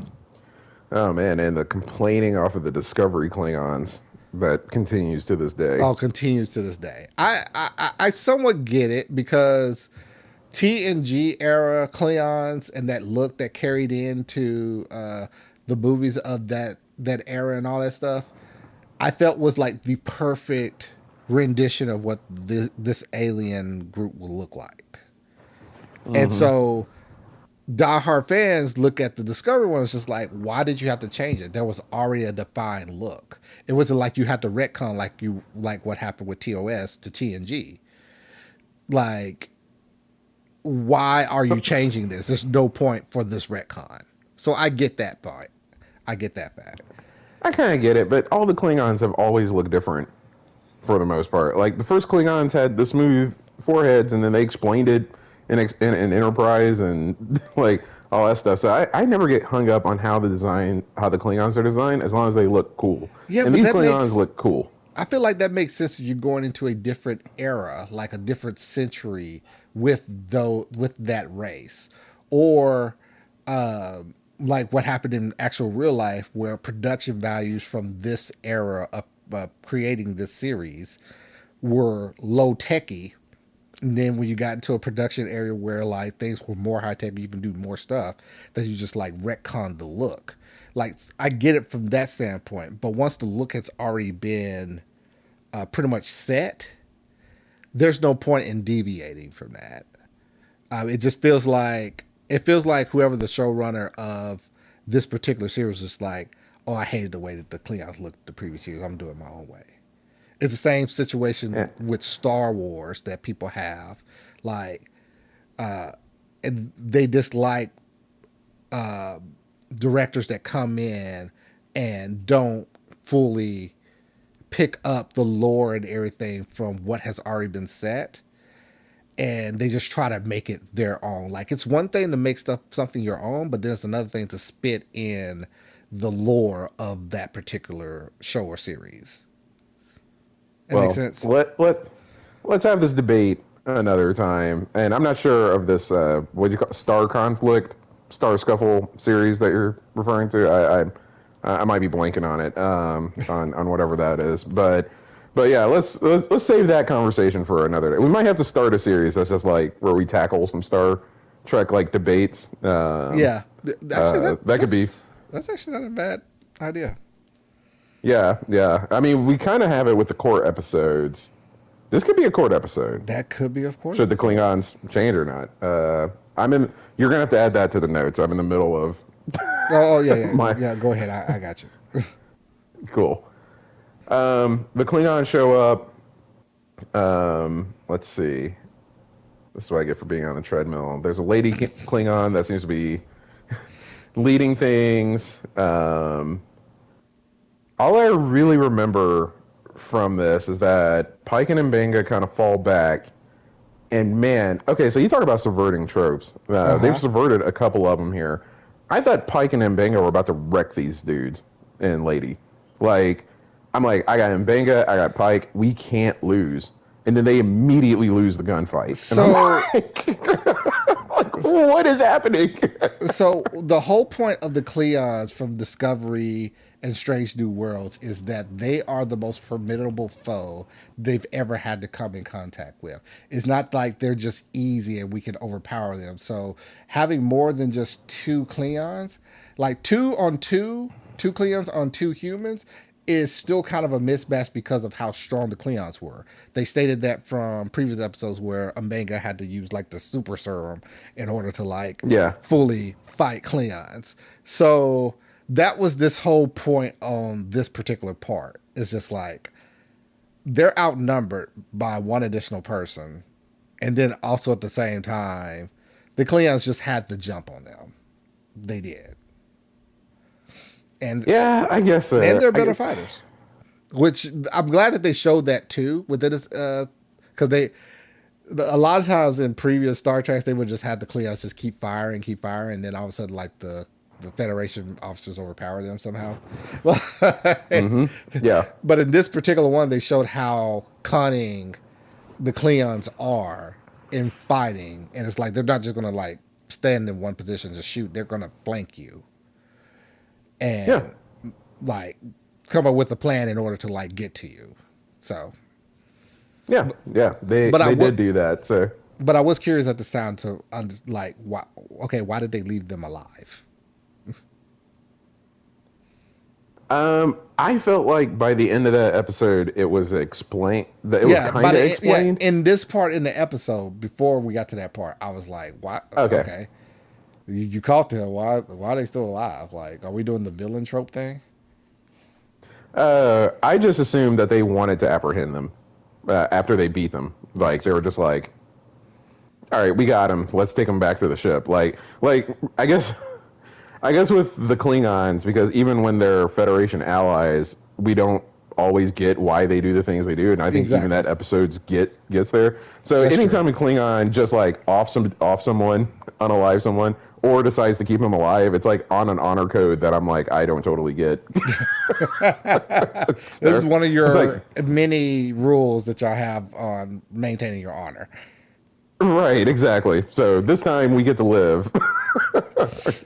Next time maybe we won't Which for different reasons. which is another crazy thing because there is I do feel like Gene Roddenberry when he helped to create the Cleons and how like honorable they are, like and how I think that was also Gene Roddenberry's way of showing how a society fully gripped in a specific religion could Hmm. become fanatics in a way. Oh, interesting.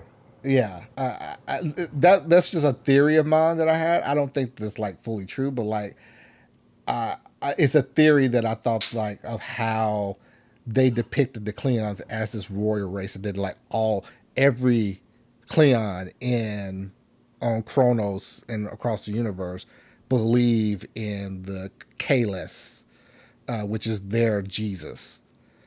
So Yeah, essentially. essentially, so but that's like that's something for a different time that we can discuss. Yeah, Uh, that's for is the Klingon Empire fascist episode Hilarious. that we're going to Didn't we already touch on that in a way? But do. It's like Star Trek and fascism. That's our thing now. Let's see. So they lose the gunfight, which I think your explanation's really good. I still was a little bit disappointed, but they lose the gunfight. I don't know why, because I know there's several more minutes in the episode, so they can really realistically win the gunfight, yeah, right? yeah. And then the zombies attack, And I just put in and my that notes gives zombies. my note for that just says WTF was that.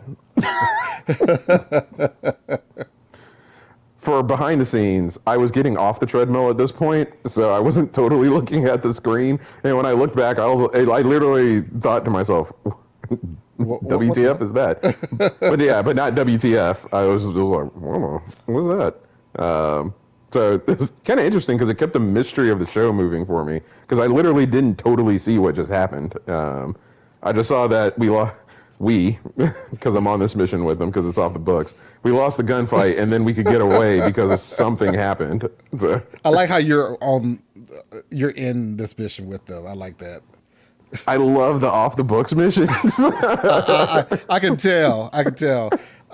Truly deep dive with your therapist on that one. But please keep going before we get into some like other like Patrick is actually a mass murderer. No, no, no, no, no, no, no, no. I'm on the side of good. No. I go off the books for good. We got some Dexter things going on here. No, no, no, no, no. Just remember, None of that. I'm your good friend. Okay, we've known each other since You grade keep school. joking like that, and I'm gonna be single forever. Somehow Oh, I'm women will sorry. find I'm this sorry. chat and be like, "Oh, he must be Hey, a real weirdo." hey, that might be a kink for some of them. You never know. Not the ones I'm trying to attract. Look, I'm just trying to check the ones with shoe fetish, with foot fetish kinks. All right, that's the only ones that I'm trying to check. Just the feet. Okay. Well, this is we're getting I'm sorry, into that took a long time. demonetized territory. That's my fault. That's on me. That's on me. That's on me. That's Star Trek. Okay. Back to Star Trek. All right. Yep. All right, so we're back in sick bay, and apparently someone named Nurse Gamble, who I totally forgot this dude was staying on the show until they showed him. I Oh was yeah. like, You know what? I forgot to mention him in the previous episode of like how he was added to this, and I was like, Nurse Chapel replacement? Question mark. yeah, they do make a big deal that like he was the Nurse Chapel replacement, but Una likes him, Yeah. so Yeah. I he mean, new complimented that character. hairstyle, so he gets to stay. New characters Um, in a show like this, I truly don't mind because that means at some point that either he's going to have some backstory where we have like some interesting character development for him, kind of like an O'Brien type situation, mm-hmm. or he's going to die gruesomely at some point in the future, and it's going to suck because you got to like this character. Yeah, which I don't want this to happen to because black actor. You know, Um, So I apologize to the black actor that I forgot that he's sticking around, but I totally forgot when he showed up. I was like, oh, this dude again. So Batel's going through it. Everything hurts, and I'm not sure how they get to the idea to do this. They kind of explained it, but quickly enough where I didn't quite catch what exactly was going on.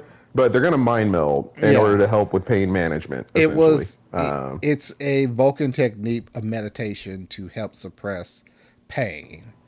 Yeah, But Spock was saying that it's something that takes a long time to master.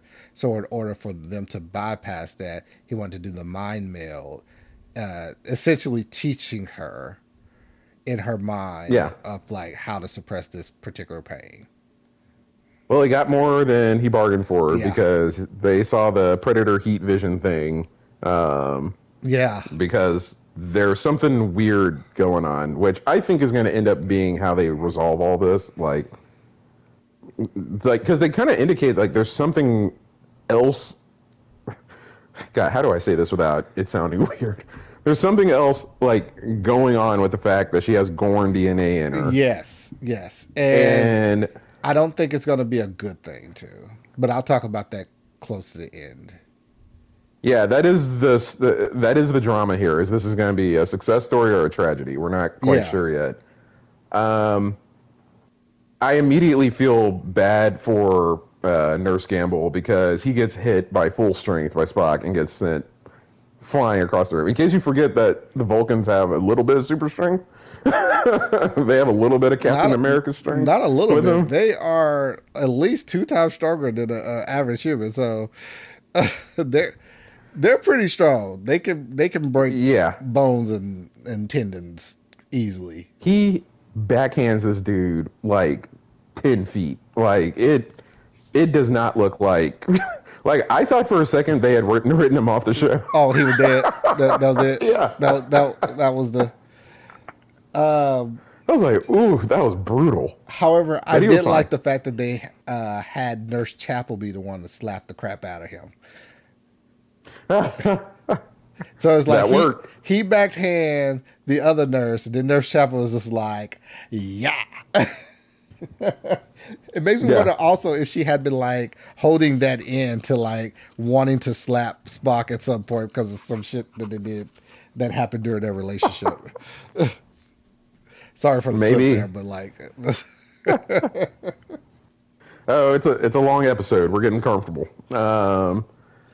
So okay, so Batel and Spock both know that there's something hmm else going weird. on here. Hmm There's a good Star Trek mystery here that I'm looking forward to them resolving. If it ends well, unlike what you're kind of saying, which it might not end well. Yeah. And then Spock's got to go to a staff meeting. He gets called up for it. He apologizes to the ensign very quickly on the way out, or not At least he ensign, the apologized though. nurse. He did apologize. So I mean, Spock's a good guy. So okay, so we get to the staff meeting, and now we're trying to figure out what to do. We have a brief conversation about why the actress that plays Commander Pelia is not in the episode this week. Because she just doesn't attend the staff meeting and sent and sent Scotty. I like the fact that they put that in there, which goes to show how Scotty ends up becoming the chief of engineering for the Enterprise. I like that because in all sense, Pelia should like be the engineers to of all engineers. She's lived countless lifetimes, Yeah. amassed so much knowledge. Like there's no way that anyone should be able to outperform her. But her skirting certain duties like these senior officer meetings is one of those things that like kind of I think we need to make a change here. I think that's what they're going to do at some point. Well, yeah. I mean, Scotty's going to be chief engineer in the Enterprise. I don't know if that's a spoiler to you or not. Spoiler alert. So, yeah, spoiler alert. So we're on our way to that. I think you could also read a character moment in it where, and I think you alluded to this a little bit, so I'll just say it a little bit more directly. Like, she's teaching Scotty still, Oh yeah. Because and it's Scotty like, is very timid at this point. yeah, and it's like I don't need to go to any more staff meetings to handle the crisis.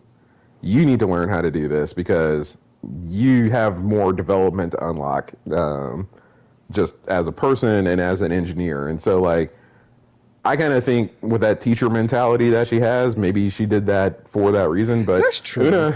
Yeah, she probably could have did Una, that as like, oh, this is a good teaching moment for him to get like to yeah, stretch him and get him out of his comfort zone. exactly. Una also kind of makes it clear that Pelly has said on record at least a few times that she hates these meetings. So Yeah, I don't fault the teacher for. I have a lot of teachers in my family, so I don't fault the teacher for getting two birds with one stone. It's like I I don't got like you. these meetings, and this dude needs to learn. So you go to the meeting.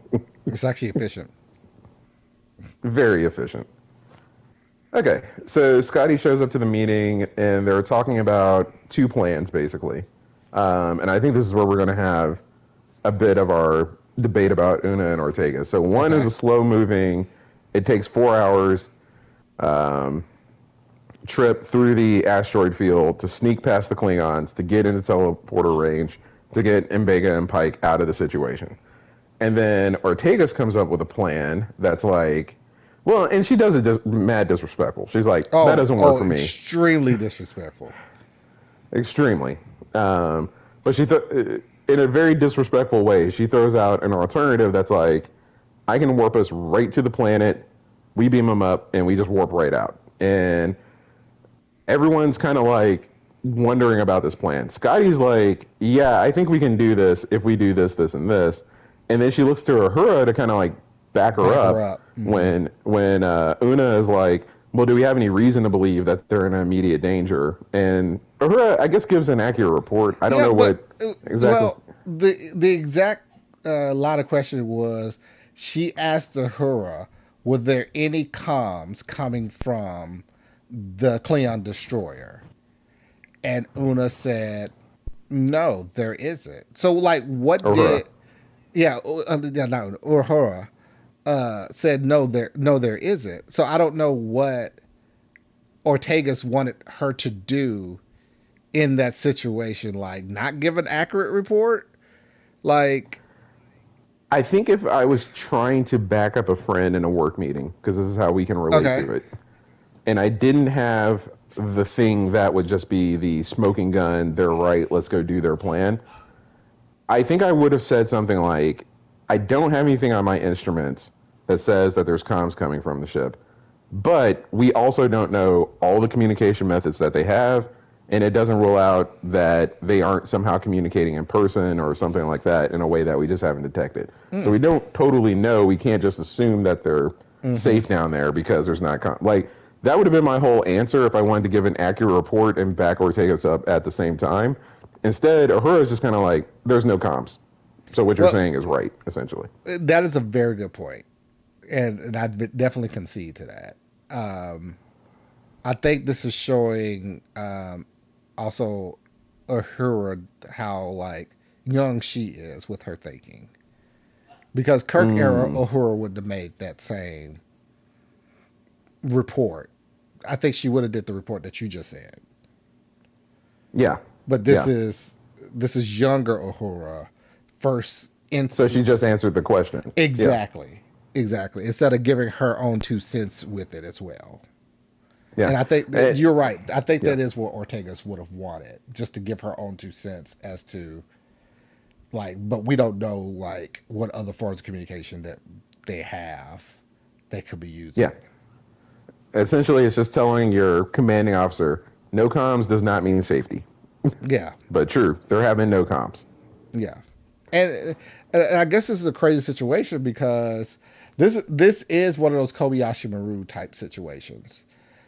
Yeah. Uh, and The second one of the season. the crazy thing is, I truly want to do Ortegas's plan. The the go in guns blazing person that's within me is saying to do Ortegas's plan. But also at the same time, I understand Una's thought process with it. It's like not we don't truly fully know that they're in danger currently right now at this moment. So our whole job is to get to the planet the best way we can without being detected, regardless of how slow that is. Beam them up and get the hell out of Dodge. So this is where we kind of part. Uh huh. Putting on my captain hat, taking off my fun lieutenant commander hat that goes on the off the book, putting on my captain hat that goes on off the book missions.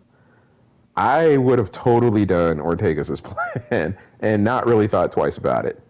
And the reason why is because we also did the like in their timeline like 4 months Uh ago or but for us a couple episodes ago we did the whole really crazy dive into the Gorn territory, put a tracker down plan, and we did the whole let's get in the middle of two suns to put them to sleep huh. plan. Like to me, I'm like I have a crew that can pull this off, and it means I can save my people as soon as possible. And the worst thing that could happen is I get spotted, which ends up happening anyways, but Well, I don't know that yet. I'm kind of like I don't agree with Una's command decision right here because different I'm like, different situation. Also, two different people. The person that you said that did those other plans was Pike, not Una. So, but I see your thought process with that. It's like, oh, well, Una's the first officer. She should be paying attention to this and like absorb this particular set of knowledge. No, the type of person Una is she's gonna go the most logical route. She's more like Spock within this situation, because the whole thing is that she's thinking about is number one, her very first main issue that she needs to overcome is to make sure they don't get caught so the Klingons can go back to the Federation saying y'all crossed into this border that y'all wasn't supposed to be at. This is the this. this could turn into another war. So that was the first thing that she was thinking about. Number two, she was also thinking about the lives of her crew. Because it's like, yeah, we could do this cowboy type situation, but the likelihood of somebody getting injured or unalived, or even the whole ship get destroyed, is very high. Other than this other plan, because the other plan just means that Mbenga and Captain Pike might die. So it's two versus the rest of your crew. You get Yeah, I, I get the logic, and I think that makes it a tough call. And I think of myself as a logical person too. I just think that it's a conservative call on her part. oh, it I definitely think is. It definitely is a she conservative picked call. she picked the safest plan, but I like Ortega's plan because it is a calculated risk. It's just like, they might not even, because at some point they make this is after this decision's made, and we're trying to assess decision quality at the time of decisioning, but like they have to like turn their sensor arrays towards the Enterprise and things like that. There's a part of me that's just like, if you just get there, stop, beam, and then you're out, like you might not get spotted at all, or leave at least your leaders with plausible deniability on what the Well, Enterprise was doing there if so, you do get spotted. So I'm kind of like, I don't think I'm going to set up a war getting there soon enough. so here's the thought process there. We do Ortega's plan. The Klingons are going to detect us doing Ortega's plan through the whole thing. Let's say like no issues occurred, everything works out the way it should. We're able to get the captain and Banga and warp out. All right. Granted, it ended up being the same that happened in the episode. But Una's thinking was, if there's a way for us to sneak past, get this done covertly, without the Klingons even seeing us, then there's less likely of a chance that like they'll go back to the Federation because there's no evidence or anything that they were there. Okay, so like her whole thought process is like maintaining their covertness.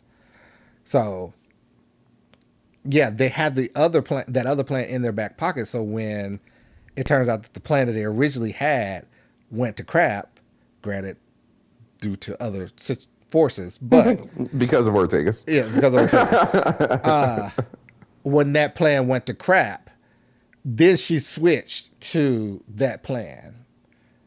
But like we'll talk about more of how like effed up that whole situation was. But like I still think she did the captain thing in this. Let me do the safer plan first. If things go haywire, we have this other plan in our back pocket to switch to. Ah, gosh, I just don't think so. I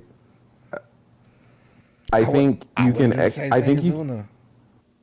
Nah, I wouldn't have. I definitely would have taken Ortega's. Like her disrespect and what she ends up doing to make sure that they do their plan is all totally out of bounds. And I would not have accepted that disrespect. I would have got her in line, back in line very quickly. Well, I'll Like okay. as a captain. But like in I'll terms of say like, more about this when we get to the ending part of the episode. yeah. But in terms of my risk tolerance as a leader and what I think we could essentially get away with in this situation where they've missed a check-in and the Klingons are here, like I don't know. I'm just kind of, for me, I'd rather just go and get it over with quickly than just because they also say in the slow moving mission that it's not totally clear if we'll be spotted or not either, because it's going to take 4 hours and you have to make micro piloting adjustments and things like that. So like I left the briefing because I was there in this fictional show. I left the briefing feeling like there's an equal chance of being spotted. Just one is fast and one is slow, and slow means that um, my people on the surface might die, and fast can be executed because I got like the best crew in the fleet. So like For And see, me, it was a no-brainer. we'll talk more about that as you finish the episode. But I want you to hold on to the fact that you said we have the best crew in the fleet. Okay. Hold on to that. Keep going. I'm probably gonna forget because I gotta do all this reading. But yeah, you hold on to that. I'll, hold on to I'll that hold as I on to it. I'll hold on to it for us. say. Okay, so Laan is like, wow, it's weird that Ortegas is acting this way. She's Yeah. like she's really challenging the command structure here, which you're not supposed to do, and I do agree with that. Um, so Like I let's said see what earlier, happens after that. Laan makes a really good first officer, especially to Una. Oh yeah, I want the Una Laan series. That's gonna be a fun one to watch if Una, Mm-hmm. you know, dials in her decision making a little bit. But no, I'm just kidding. So Pike and Mbanga back on the planet, they get to the main lab to try to figure out what's going on here. Well, I don't know if they were trying to get to the main lab. They got to the main lab because they were running for their lives. Yeah. So they got there, and then Benga says a bunch of science stuff that explains why this happened. Essentially, that has to do with the Creates the flower and spores. all that stuff. They when they get into living tissue, they keep eating the living tissue, so they stay alive and all that good stuff. Basically, Yeah. Um, what's that? What's that show that's out that was based off the video game of yeah, The Last of Us. The Last of That's Us? Yeah, that's the basically, plot from The Last of Us, right? basically, yeah. Okay, I didn't know that for sure because I watched a YouTube video on The Last of Us, but that's what they were saying that the plot was. I was like, they're doing The Last of Us? That's cool. Basically, Look, that's the fun thing about Star Trek is they can take any genre, any plot line, or anything like that, and put it into the show, and it all works. It's it pretty still cool. works. So they got to get to the roof. They realize that the comms array is on the roof. They want to do something to the comms array to Okay, signal to the Enterprise that they need to get out of there. I don't want to do two there are four lights moments, but this is a small one. This is a small one, so there's no point in me doing the clip. Uh, Oh, do it. You love doing it. Duh, the comms array is always at the top of a building. It's like, where else would the comms array be? Okay, I just want to. I truly want to know where else would the comms array be on this station? Okay. I'm not gonna lie. I had the exact same thought in the Okay. moment. I thought it was the only one. Thought- It wasn't just you. I didn't jot it down or anything because I think I was walking back from the gym at this point. But he was like, the comms are on the roof, and was very depressed about it. And I thought the exact same thing. I was like, oh, where? What, you think they're in the basement? Like, I would have thought the better line in that moment would have been like, the best play for us, the best thing for us to do would be try to get to the comms array to send the message to the Enterprise. But I'm sure, as most Federation layouts are, that the comms array would be on the roof. yeah. Or you can shorten And, it to be like, well, if we gotta get to the comms array, we gotta get to the roof. Like, yeah, you just kind of say it like it's well known. Yeah. uh, yeah. That little, granted, it's probably like 10 seconds of that line, but still, it was just like, what? Well, duh. We know that's on the roof. Everybody, their mama knows that that's on the roof. It's not really a point of drama that the comms are on the roof. Exactly. So it's like, what do you think? It was just like on that window or whatever? You didn't have to go anywhere? No, it's on Yeah. floor 13 of 26. That's where the comms array. What? Right, exactly. They have a back and forth on whether they're zombies or not, even though they're clearly zombies. Clearly zombies. Let's see. Here's all. Oh, and Memory Alpha has all the science talk in there, but I'm gonna skip past that Yeah, because skip I past that. won't understand it reading it. And this is where the conflict between, the kind of conflict between Pike and Mbenga escalates because Pike really begins to realize that there's something off here Yes. when he tells them. That's what all the science talk is for, is to basically set Pike up to be like, wait, Right. Yeah. what is this plant really used for? What are you guys not telling me? And Which that's when also we learned that the shows the level of knowledge and how smart Pike is to be able to pick up something that's technical to the point of like really strong science because his background isn't in science. Uh, I believe his background is in engineering. I believe that might not be right. well, he said he was a former test pilot. Oh, okay. So he was just So he was just a cons officer there. yeah, I think so. Well, remember, didn't we do the episode where like is the command career path like kind of like the Yeah, default we did. for people who aren't in STEM? So I've always kind of viewed Pike as that. Like I like to fly, I like space, I like to explore, I like diplomacy, I like strategy. Mm-hmm. Um, so I've always had him in that bucket of just basically where would the business majors end up in command? Right? Gotcha. Like that's always been Pike for me. Well, but that shows how smart he is in this to like piece all that stuff together. Like Omega was trying to be as blasé about it as possible and try to like Yeah, skirt off certain things, but Pike picked up on enough to just be like, hold on, wait. If if this flower does what you says it does, and we're using this for her Batel's treatment, that would mean that you're trying to make a human Gorn hybrid. Pretty much the Gorn cells that's in her to meld with her human cells to be like this perfect entity. But that will ultimately change her. yeah, in ways that aren't predictable, Exactly. seemingly. Yeah.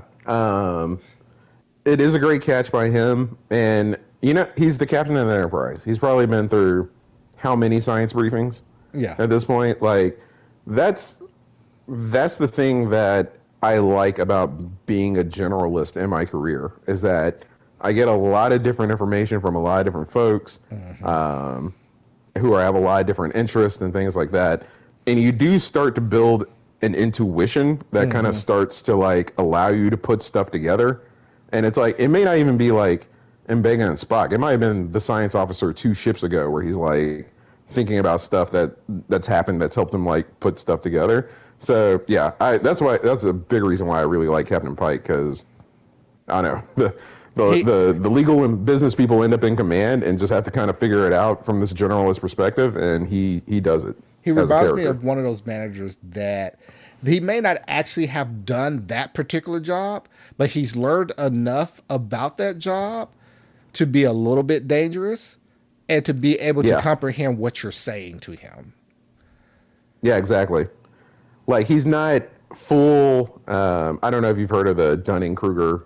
Um, I have. uh, yeah, he's not full Dunning Kruger where he thinks he can be a great Uh scientist huh. because he's gotten a lot of science information. But he's like you say, he's just right there where it's like you're not going to fool me with some science talk Exactly. on a basic level. Like you're gonna have to get more advanced to have me confused here. Like, so if you're talking about a flower that's good at combining with people and combining things, I'm gonna be able to figure out That that sounds you're like the gonna turn my ultimate girlfriend. conclusion. Yeah. Yeah, that this is what this is gonna do. She's gonna be a Gorn human at the end of the day. Not only his girlfriend, I think at this point he's starting to realize exactly how much he loves her. I have that in my notes because like the expression that he had towards his long term friend was like, dude, I'm going to hurt you if you don't tell me what the hell is going on. Yeah, Because I'm depicting in my head what's going on, and I want you to tell me that I'm wrong right now. Please tell me that I'm wrong right now. Please, please tell me that I'm wrong. That was the look in his eyes. Like, and you only get that from someone who is madly in love with this person. look, if he hadn't been shown his future, he would have married this woman already. Like I don't think there's anything, and they kind of bring it up in that dialogue that like Uh huh. that I kind of got the feeling that Mbenga's like, yeah, I would tell you everything if you just put a ring on it, but you got your own reasons for not Ooh, doing that that. that is So a that is a very good point. as a very, I can't give you this information because of doctor patient confidentiality. You're not a relative or anything, or anyone that she's given me permission to even talk to you about this. Yeah, So, yeah, yeah. He kind of, I don't remember what he says, but he kind of like lurches into that territory of like, he did if y'all hint would on just be it. official, I would just tell you everything. Believe me. But y'all ain't. Y'all ain't for y'all reasons.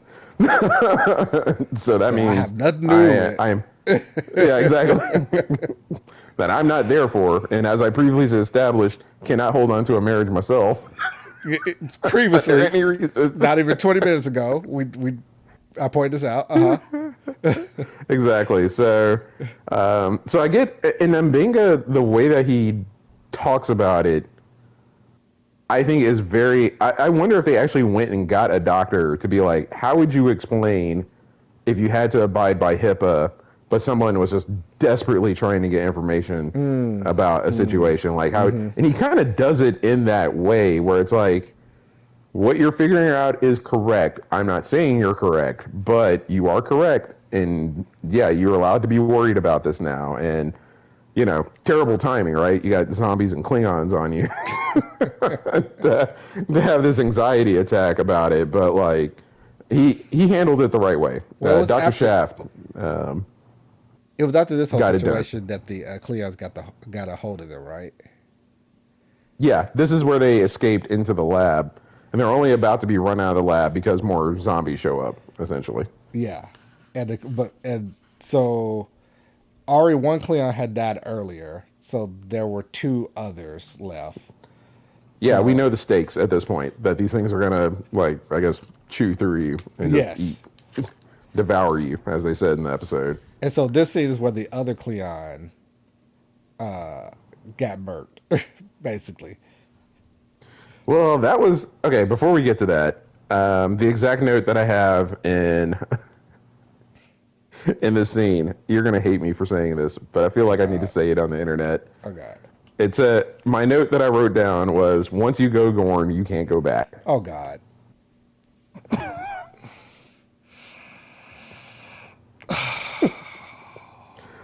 I wrote it, and I wasn't gonna live with it alone, so now everyone has to live with it. That's what you do when you're a writer.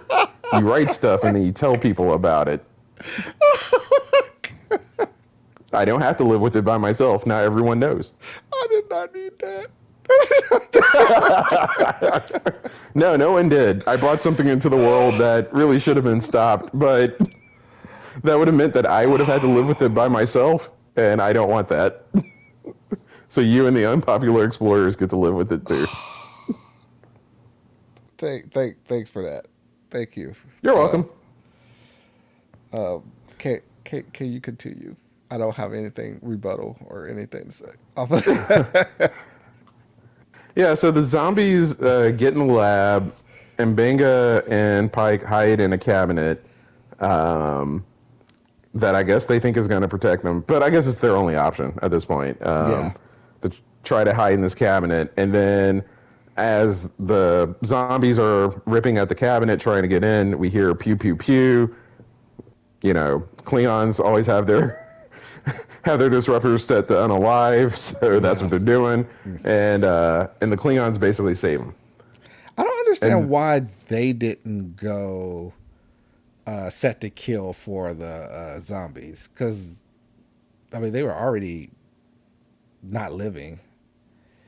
oh no, so this is my benefit of watching it recently.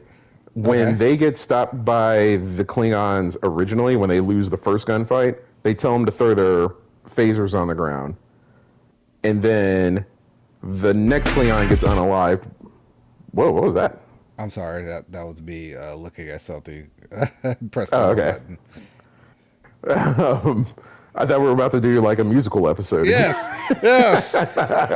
I was like, oh, I wasn't ready to sing this. They tell them to throw their phasers on the ground, and then the zombie attack happens, and they just run. So their Yeah, phasers are like somewhere in a hallway, so they don't actually ever confront the zombies where they actually have guns. yeah. So or The, otherwise, the part where he said to overload your phaser and throw it, I was just like, That's not a Hardcore. good idea in this situation. That's what off the the books missions are all about. the best idea in this situation would have been set phasers to kill and burn every one of these MFers. Like that would have been. Anywho, I think I'm You're missing deducting. this. I think I'm deducting a point in my head from the score that I gave this episode. Which is funny because you started this episode with like, I love this I love episode. this episode. I truly did. I told Patrick offline that I love this episode, but now I'm pointing out. I pointed out three things that like kind of bored me. But like You every, literally had. so my okay, how I determine whether I really truly love an episode or not is how I react in the middle of it. Like I'm supposed to be taking notes during this episode so we can talk about it during the recap of the review. There was a number of Mm-hmm. times through this show, through this particular episode, that I did not take notes, and I got so like enthralled in the episode that I forgot to take notes, and I had to go back to rewatch the scene so I could like write down my notes. So This is a hilarious trajectory that we're on because I'm in the process of possibly increasing my score because of some of the points that you've made. You're in the process of possibly decreasing the score because of some of the points that you've made. It's insane. both come from points that I've made, not like you made it. You like persuaded me to think differently. That is hilarious. Well, let's see where we. Let's see where we end up. Yes. I'm mulling it over. All right. Let's see. Okay, so this is the moment that they deliver a character moment right here that I don't want to speed past, but we don't have to talk about it forever. Where the two Klingons save Pike and Mbenga, and then more zombies attack, and they're firing, and then like the first Klingon gets like bit on the neck, and I don't think it's like established that if you get bit by one and live, like you turn into a zombie. Like that's the I typical think it was an zombie rules. If you assumption. get It was an assumption. well, It I would had assume been that Klingon had established. watched. Yeah. Okay. Oh! I get you. Oh, I'm picking up what you're putting down. I got Yeah, you. because she just turns over like they're both like 'Cause struggling. She just like she just evaporates shoots him. both of them. Yeah. Yeah, and it's like, well, to us as people, like, because I've at least seen some zombie content. I'm like, oh yeah, you get bit by a zombie, you're good as gone. Like, no matter how long it takes, But like in you universe, can't undo a zombie bite, which is a good parallel to Batel, right? I think that if we're going for an in-universe reason, is how like okay, humans had production movies where they feature zombies. I think Klingons also had production movies where they feature Klingon zombies. zombie movies. Yes, There you go. yes. So she just She was followed like, the this, rules of said zombie movie. It was just like, well, you got bit, you're I like dead. that. So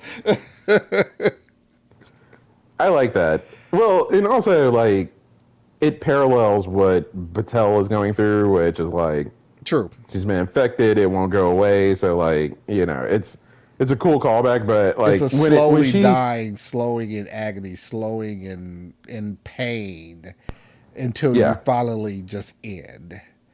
Yeah. yeah. But when she first shoots him, I'm kind of like, was he really going to be gone, or was he just injured and she just?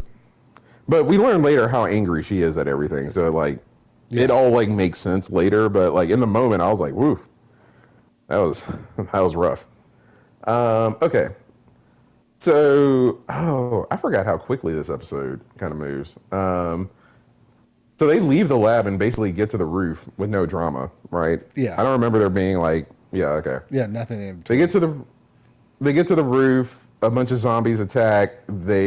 Pike realized that there's very conveniently a force field up here for some reason.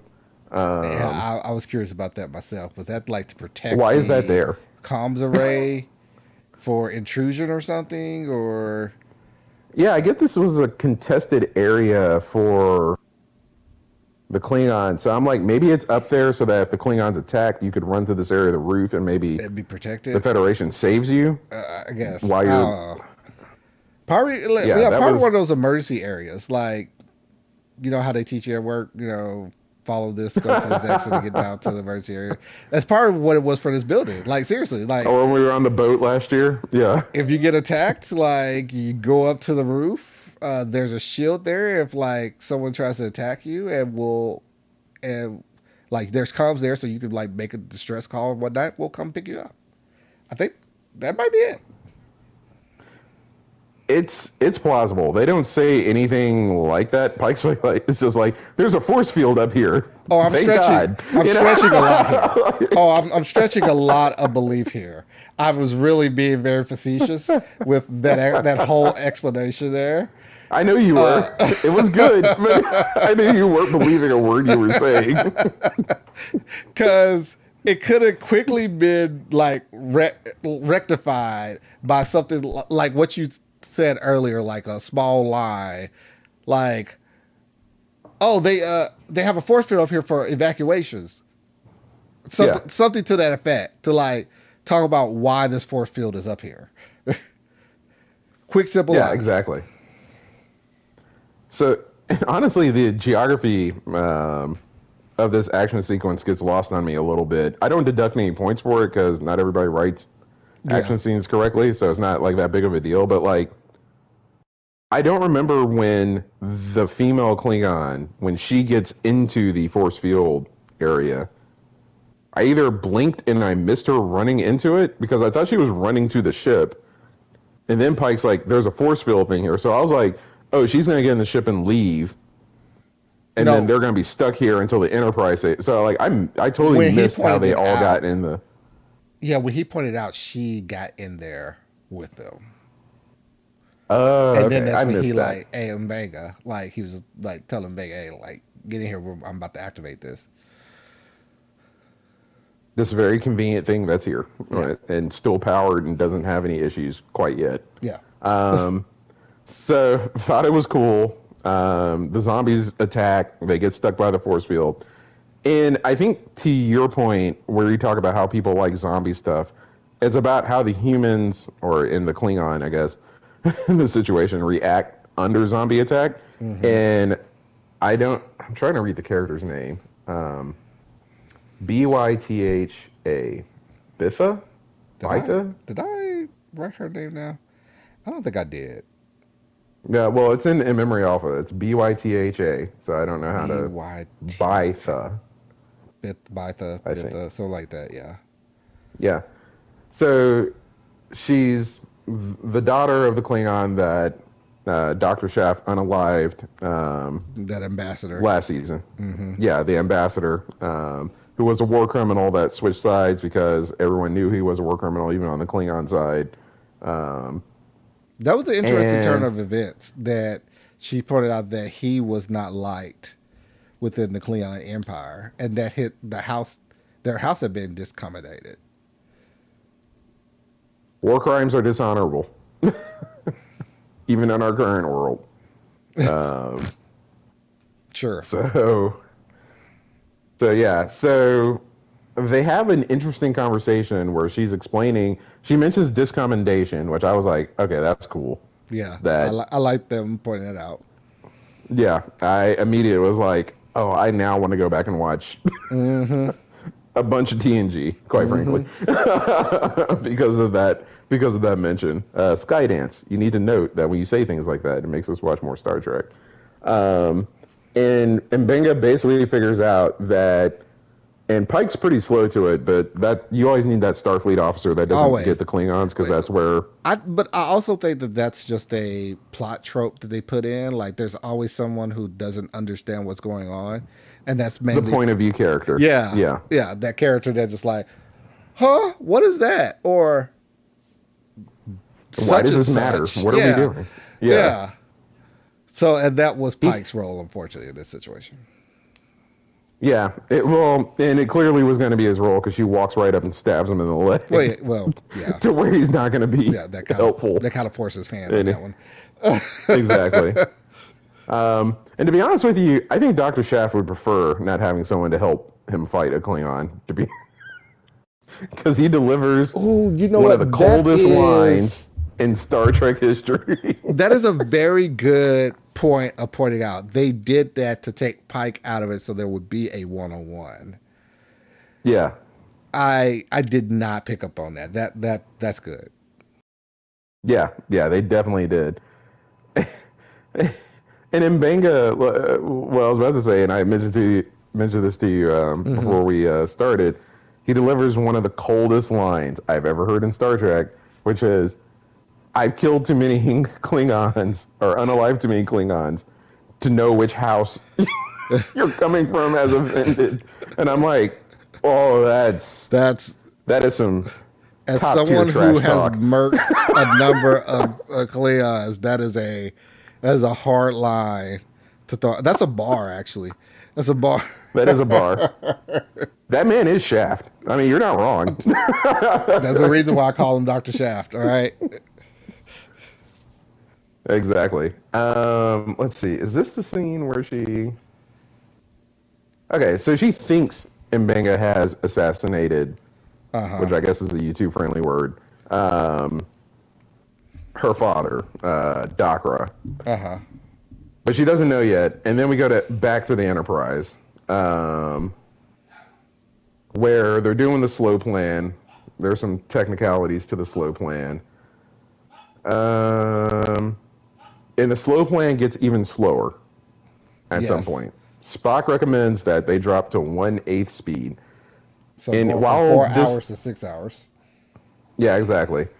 While this is happening, I knew Ortegas wasn't going to follow that order.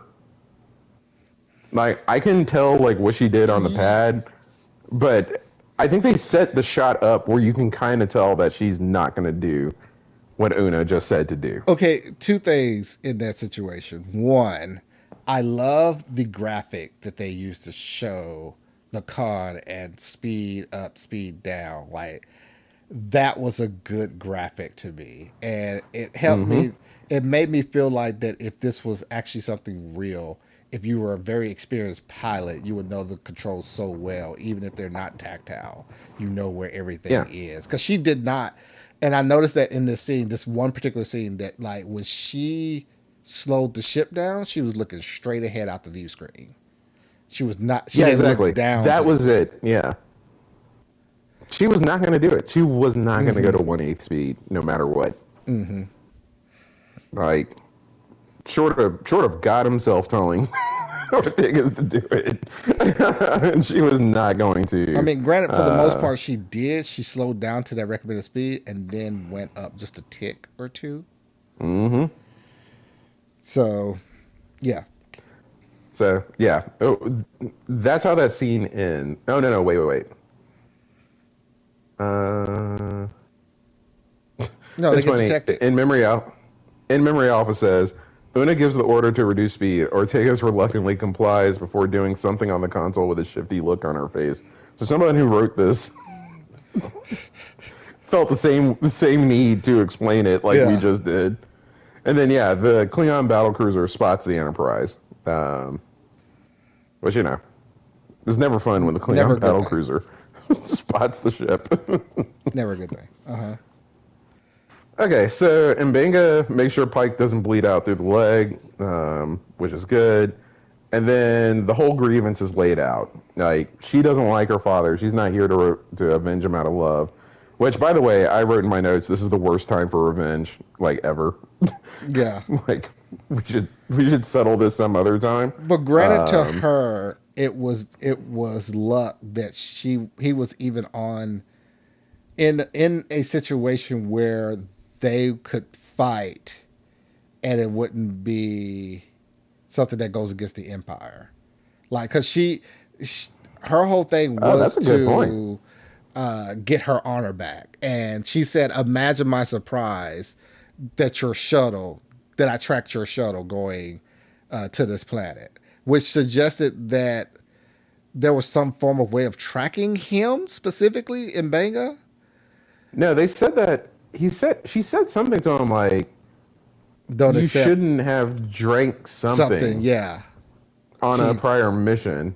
Yeah. which and that particular one, I like. I think I need to go back and rewatch some episodes to like pick up what she's Figure talking out about. what she's talking about. Yeah, I had no clue.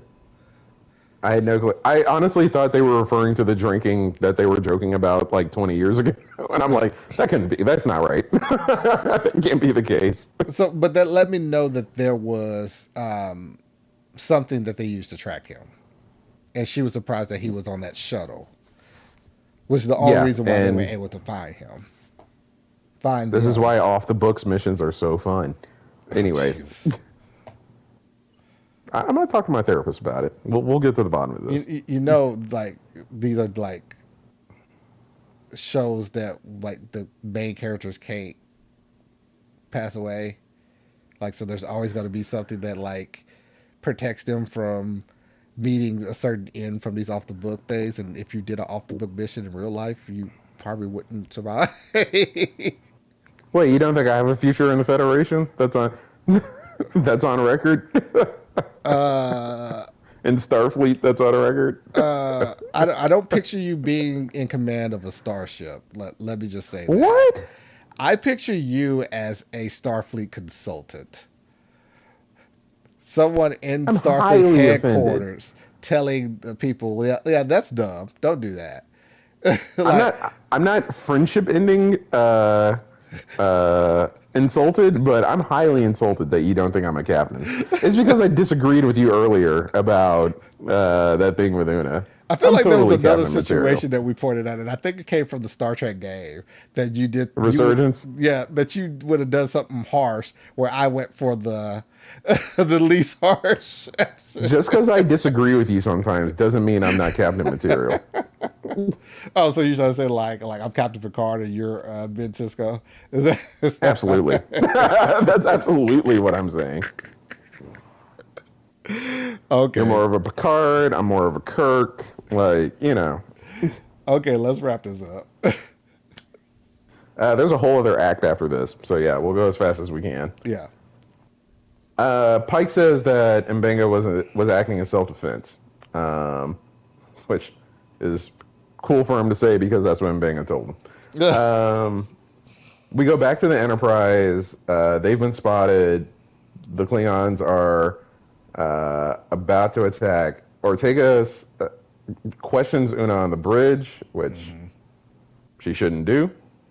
Ortega goes about it all the wrong way. Yeah. Even though I think Yeah. she has the better plan, she goes about it completely the wrong way. I Um, I liked I liked these scenes because it at least gives it like a good example of like Ortega's wanted to give feedback to say that like no, this might be a better plan, but the way that she carried was very disrespectful to the captain, saying like basically your plan sucks. This is a better plan right here. You should take that, and which is a huge no no in the command structure, right, exactly. especially on the bridge. Look, if the captain doesn't do the risky plan, then you don't do the risky plan, regardless of the consequences. Exactly. So, just is what it is, and you don't keep sniping at the captain um, just because Basically, you don't like it. I You think save this was that for a your personal log. I think this was a throwback to TNG where Data was in command of the Enterprise when you know the episode where and they said that Captain Picard was killed, and then Commander Riker gets kidnapped. Also, Oh yeah, so Data yeah. There becomes was. the captain, and Worf is made his first officer. And Worf was just like making all types of snarky comments. Yeah, and Data got him back in line. Yeah, yeah, and I would Data have pretty it. much did the same thing. Like, dude, like, yeah, Riker gives his pushback to Captain Picard on certain things, but once Captain Picard's made up his mind, you don't see Riker saying anything back on that. He follows Yeah, through with the orders what Captain Picard comes up with, and yeah. that was That's I think that was a good throwback. I think that was like a good parallel to previous yeah, episodes. exactly. I think that was good too. Let's see. So Ortega's basically crosses the insubordination line and doesn't get punished for it yet. Hmm. Um, And then the how do we pronounce her name? Baitha. Um, Bit about the Baitha puts a knife to Pike's neck and asks Mbenga to basically tell the truth. Is what Pike is saying correct, or did you assassinate this person? Because I don't think we completely tied that off. She needed to have unalived Dakra, her father, in order for her house to restore the honor per the yeah. Klingon code. So because Mbenga unalived him first, now she has to. Well, I don't think they're totally sure if she unalives Mbenga whether it would totally get honor back to her house, She but like it she seems did like it would help. say that she was very adamant that it would. That if she idolizes Mega, that like so it's basically it's going after the person who dishonored your family, going after the person who you know what, that doesn't make sense. Yeah, because Mbenga actually I think makes that point where it's like, wait a minute, but I did the unaliving. So how does unaliving someone that you Me, guys don't yeah. like fix the situation? Wouldn't it make more sense if like you brought this person into your family? Then that's like Yeah, serving exactly. like Now that would have been quite a twist where it's like he mentions having four ex-wives and she's like, now you have to be my husband. oh that would be hilarious. That would have been funny. A la, what's that episode where Quark almost had to marry Quark, yes, Groka? I just watched that. Yeah, Rewatched that episode like a few days ago. amazing episode. I like Love it. that episode. So yeah, so she confronts him and basically, Mbega tells us what we already knew as an audience, Yeah, yeah. but he hadn't told Pike yet, which is, He murked old boy. yeah, Yeah, yeah. Like I could have ended the fight without doing that. I wasn't in that much danger. It was, and because we saw the fight as an audience, and they basically mm-hmm. were like prom dancing. Like one had like they had arms on each other's shoulders, and like nothing was happening. And someone had a knife in their chest, and it's like, okay, Yeah. bang and murk this dude.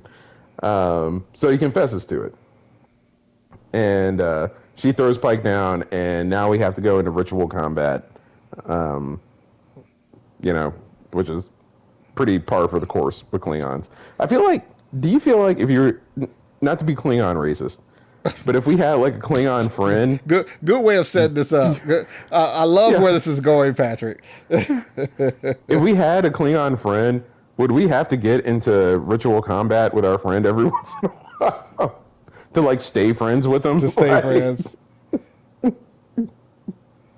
Like it seems like every once in a while I'd be like, I, oh man, I feel he's like getting his batleth out. I do feel like everything that the Klingons do ends up in ritual combat.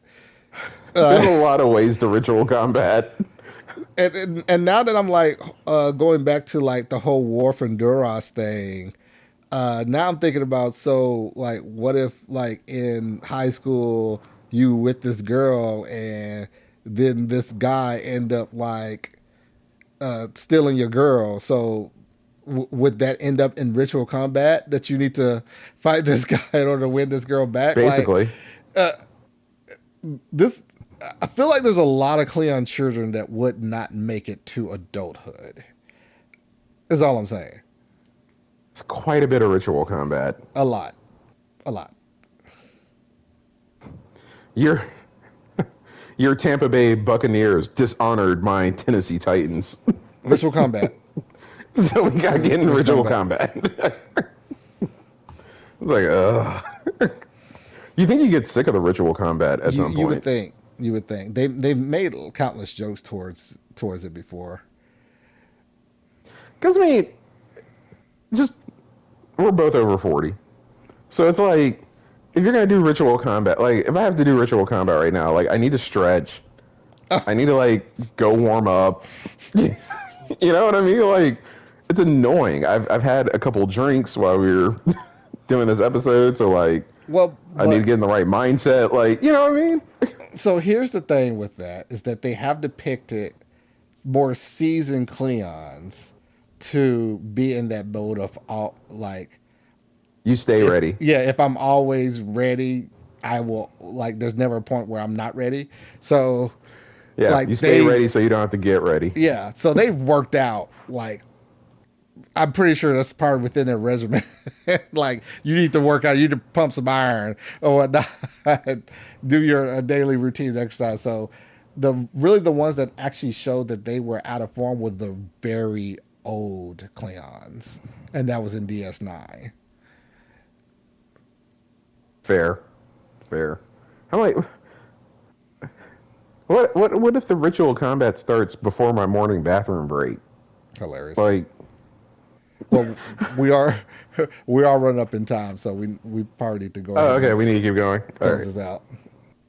I was wondering when you were going to say that. Um, okay, so there's a whole Act 4 here, and if you don't Act mind, I'm going to four, speed but run. there's doing only three acts in a television show. So we're gonna have to talk about this offline because if we go off on in memory alpha, the we had this happen last year. Like all the runtimes on this thing are gonna go long because Hilarious. they put in every detail. We might have to. Maybe we need to do our own summaries. I don't know. Yeah, We'll well, figure it yeah, out. we'll figure it out offline. Okay, I'm gonna speed run Act 4 because it's all Please resolution. do. Pike tries to tell Mbenga there has to be a different way, and Mbenga's like, "No, I'm gonna fight this girl, fight this woman." So Mbenga fist fights her and wins because Shaft, right? Yeah, Uh, sure. puts the knife to her throat to show that like he was gonna win, and then doesn't, and then she freaks out because he Not basically doesn't unalive her in that moment. it's not an honorable. She wasn't able to pass away to Stovacor by honorable means. Yeah. In the meantime, Una's hand's been forced by Ortegas, as we're going to learn. Mm-hmm. And we have to do the warp into the atmosphere plan anyways because the Klingons have spotted them, which we thought was going to start a war, but I guess doesn't based on the end of the episode. But Granted, we'll see the. uh, I'm pretty sure they'll talk about the consequences of that in next episodes. They do a good job of that. that's a good point. Yeah, they do. They do carry through. We'll see what happens. So there's a lot of drama. They got to like warp into the atmosphere through the asteroid field, and that's what they're working on. In the meantime, Pike and Mbenga are still trying to figure out this whole like, oh, during the fight, um, Mbenga stabs the box that the force field Oh yeah, works on, yeah, which is highly inconvenient. And I wish he hadn't done that extremely because inconvenient. the force field's about to drop, basically, and so um, However, this did create one badass moment that I like. Will always end up loving this female Klingon.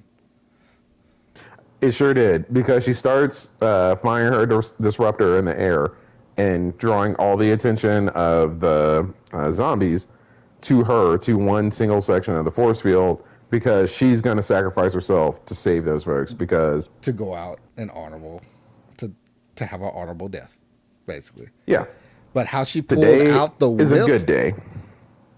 when she pulled out that whip, how she pulled that out, like I was like, okay, she's about to be a badass right now. Like Yeah, exactly, exactly. I didn't know Klingons had whips. I didn't know To be either. honest, I thought that was a Ferengi thing, but like they And have whips. granted, they made it look cooler.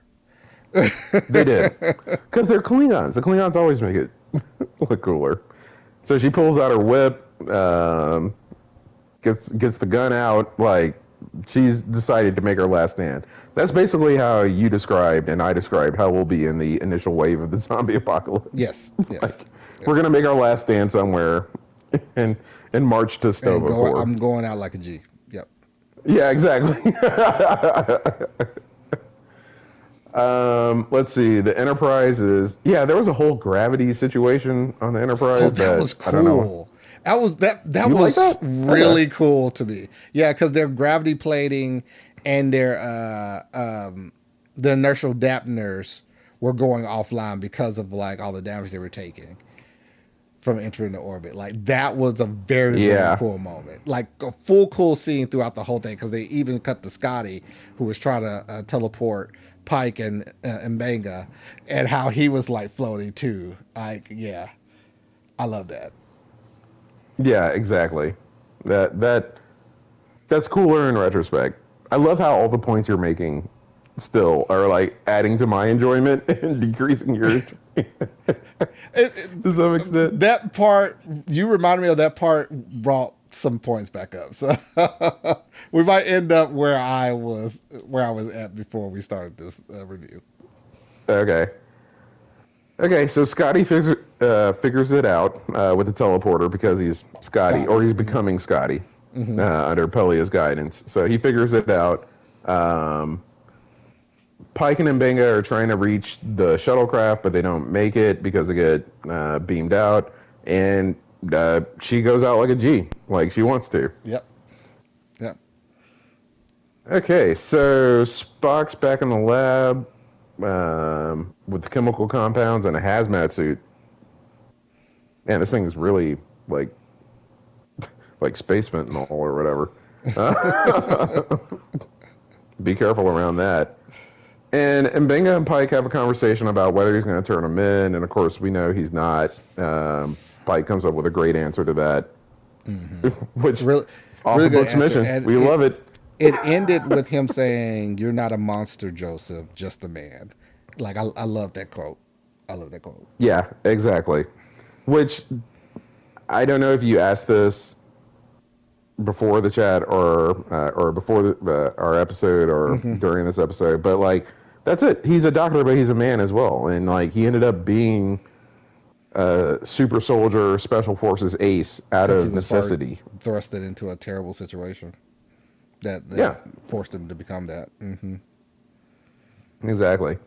Una figures out that Ortega's undermined her orders, and instead of going to 1/8 speed, she went to 1/6 speed, which is going to Mm-hmm. test a lot of viewers' understanding of fractions. But 1/6 is faster than 1/8. People, exactly. this is how fractions work. Exactly. And that whole scene, I was just staring at Una's hair. Um, It all comes back to Una's hair. yeah, exactly. Ortega's is basically apologetic. I wonder how that's going to impact her character arc. Because Ortega seems to realize she did something wrong, but I don't know if she realizes how compulsive it was that she did what she did was wrong. and and Um, and I feel like that's something that she's going to be dealing with for the at least the rest of the season. Um, and I truly think it's probably going to end with Laan being the person to like help her not fully rein it snap in. her off out of it, but to yeah to control that because Laan Yeah. is the only person on the ship that can truly understand how she is feeling right now. And I think that's going to be Yeah. also a character growth development for Lon. Because that's really good. Mm-hmm. If they go that route, we got some good episodes ahead of us for sure. Mm-hmm.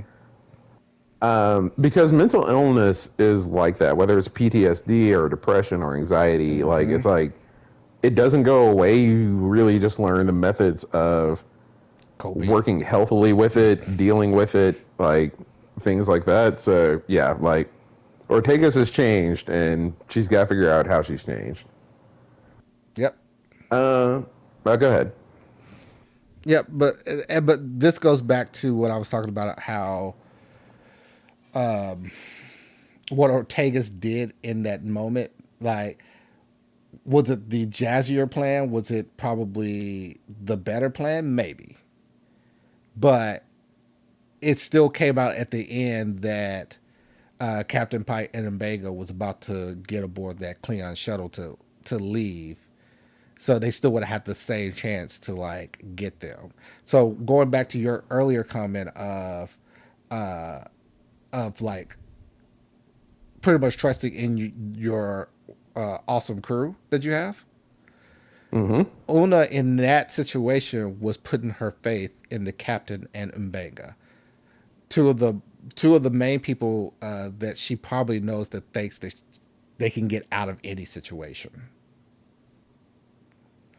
That's interesting because we're. Am I allowed to get a little academic real Of quick? I course, know you're trying to wrap this up, but of course. so what this episode invites, as we're talking about, is what decision experts, people who like focus on executive decision making, Mm-hmm. call resulting. So you never want to grade a decision that you make based on the results The that it results. gets, Mm-hmm. or you're engaging in resulting at the end of the day. Mm-hmm. And this episode actually like invites you to do some resulting because if I'm in the resulting frame of mind, I actually have a different point of view. Mm-hmm. I'm like, yeah, okay, it's Pike and Mbanga. So you're exactly right. They are even the best of the best crew on the senior staff and should be able to uh, pull this off. But you don't know about the zombie attack. You You don't don't. know about the failing force field. You don't. You don't know that a Klingon is about to sacrifice themselves or herself to give them the time to potentially make it. You don't know he's been stabbed through the leg. I don't think the episode makes it that clear that they're actually going to make it to the shuttle, Yeah, but in my opinion. up to this point, let's just speak on the things that we know of that we've seen through the shows, through the show's eyes, not any of the like extra stuff that's never on a or talked about on a show. But like Yeah, we see him go through a situation with Discovery on the AI that went crazy or whatnot, and they got out of that control. situation. Control. You saw the whole situation of him. Here's another thing: the fact that she knows that Pike is going to end up in the beep beep chair, and that nothing before that, like everything's going to happen the way that it should She to doesn't end up to totally that. buy that though. Yeah, granted, like okay, I'll give you the fact that I think she said something to the effect of like the future is what we make it. I believe in one of those previous episodes, Mm-hmm. so I'll give you that. But you know that could be another place. Anywho, but That's like another they hour conversation on this long episode. exactly they gone through a number of situations up until that. They just got out of the Gorn situation, where Captain Pike was on the planet with the Gore. Like there's tons of situations where it's like, yeah, the odds were stacked against them, that they were able to come out of it on top. So I'm having faith in the captain and the special forces in Banga that we know about to So like find some way to get out of any crazy situation that might occur. And right now, the only thing we're thinking is that the Klingons may be on that planet and attacking them. So that's what I actually like about this episode and why I couldn't totally dislike it Uh huh. and give it like a 5 or something like that is because I do think this conversation is exactly what I think is great. I think it's debatable. It is I think debatable. honestly, It is. I think honestly because there's one more plot point to wrap up right after I make this comment. Uh huh. I think it's why I don't she only gives her 2 weeks. Oh I yeah, think yeah. there's a She part of was. Una that is like maybe I should have gone in the opposite direction on this, but I shouldn't have been forced to go in the opposite. So I got to do something with it. So She like, was fair in what she did because she definitely wanted to set a tone there. Like she had to discipline her. Number yeah, one. But number two, she knows that the reason why she's acting this way is because some PTSD from a previous mission. And it's affecting her judgment and the way that she thinks now. So she also has to put that into perspective. well, no, I think also Una because we're engaging in resulting. I think she realizes she didn't make totally the right call here. That it could have That very Una didn't? easily gone the either way. Yeah, I think Una understands that because Ortega's disobeyed orders. That's a court martial, and she gives her 2 weeks. and report to the warrant officer Yes, on extra training. but like I Like, said, I don't. I don't know. Knowing Una's character the way that I do now, at least how I feel, I truly feel like because Una said during that conversation that she pointed out to her that they were going to board that space shuttle and leave the planet. So like either way it went, like even if we did the slow plan, they would have still got off, and then we would have like got, of course, moved faster, get them, and then warped out. So it still would have ended the same way, but without the tension of the Cleons barreling down on us and we having to warp into the atmosphere. I don't see it like that. I think Una recognizes that like I should have made Ortegas's recommendation a bit safer to execute and have done that. And so I'm gonna let So her off the I'm hook a little bit, but she needs to get her stuff together because she went about it all the wrong way. so I'm liking this, and I'm adding this as a future episode for a court battle.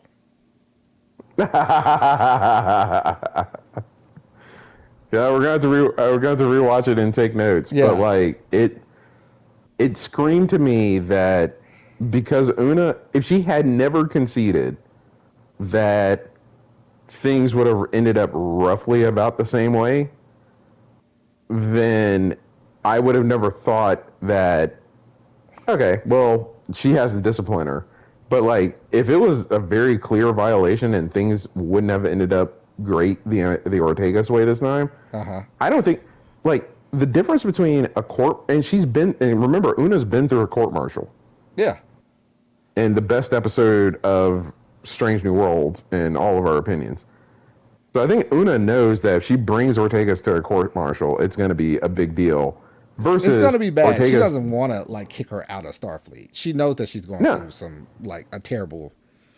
yeah, I She, think that totally factors in. But I think there's a part of Una that realizes like, wow, I was really regimented as a commanding officer, and maybe because also this is this is me doing some of the writers' work, or maybe not, depending on where the season goes. Una could have actually done both plans from the beginning if she wanted a third option. Where it's like, okay, I think Ortegas is right. I want everyone getting prepared if we have to make the speed jump, but I'm going to start slow to see if we can't sneak past these Klingons because I trust Pike and Mbenga. I So at least, agree that the best way for her to have handled that would be that actually isn't a bad plan, and with Scotty putting in his calculations with that's like given a degree of success there. But granted, this is something that's never been performed by anybody, and like Ortega's hasn't, so it is the riskier plan. it is. However, I do want this to be in our back pocket. So prepare for that if we need to jump to that. But I still want to see if we can get past them. Yeah, That is the better way of handling that because it's still even though Ortega's was being disrespectful in that situation, it's still pointing out like I can correct you later. However, that still was a good plan, and I at least want to be yeah, prepared to switch to that if we need to. yeah, exactly. So I think there's, for me, I saw more going on there than this episode giving Una the clear win Well, that her approach would have worked. I think she kind of said that to put well, Ortegas on the defensive let's not because I don't think her approach would have worked. let's But not go so too heavy into this because we're definitely gonna make an episode out of this. So that's for the future because I truly like the back and forth here, and but this episode is going long, so I don't want us to. it's yeah, and I got personal stuff I need to do right after this episode. Yeah, That is not a double entendre to anyone who's listening. I got family things to attend to. Okay, last plot point. Battelle and Pike. Battelle is pouring up some wine, which is exactly what I do in this situation if the doctors will allow me, based on the treatment that just whiskey got for me, started. whiskey for me. Oh yeah, not wine, but alcohol. Yeah, yeah, Is what I'm saying. And Pike comes in and is like, "Hey, why didn't you let me be, um, a comfort, a provider, a man in this situation to you?" And she's kind of like, and this is where mm-hmm. Pike's characterization is completely accurate. She was basically like, "If I told you this, you would not have let us do this," Yep.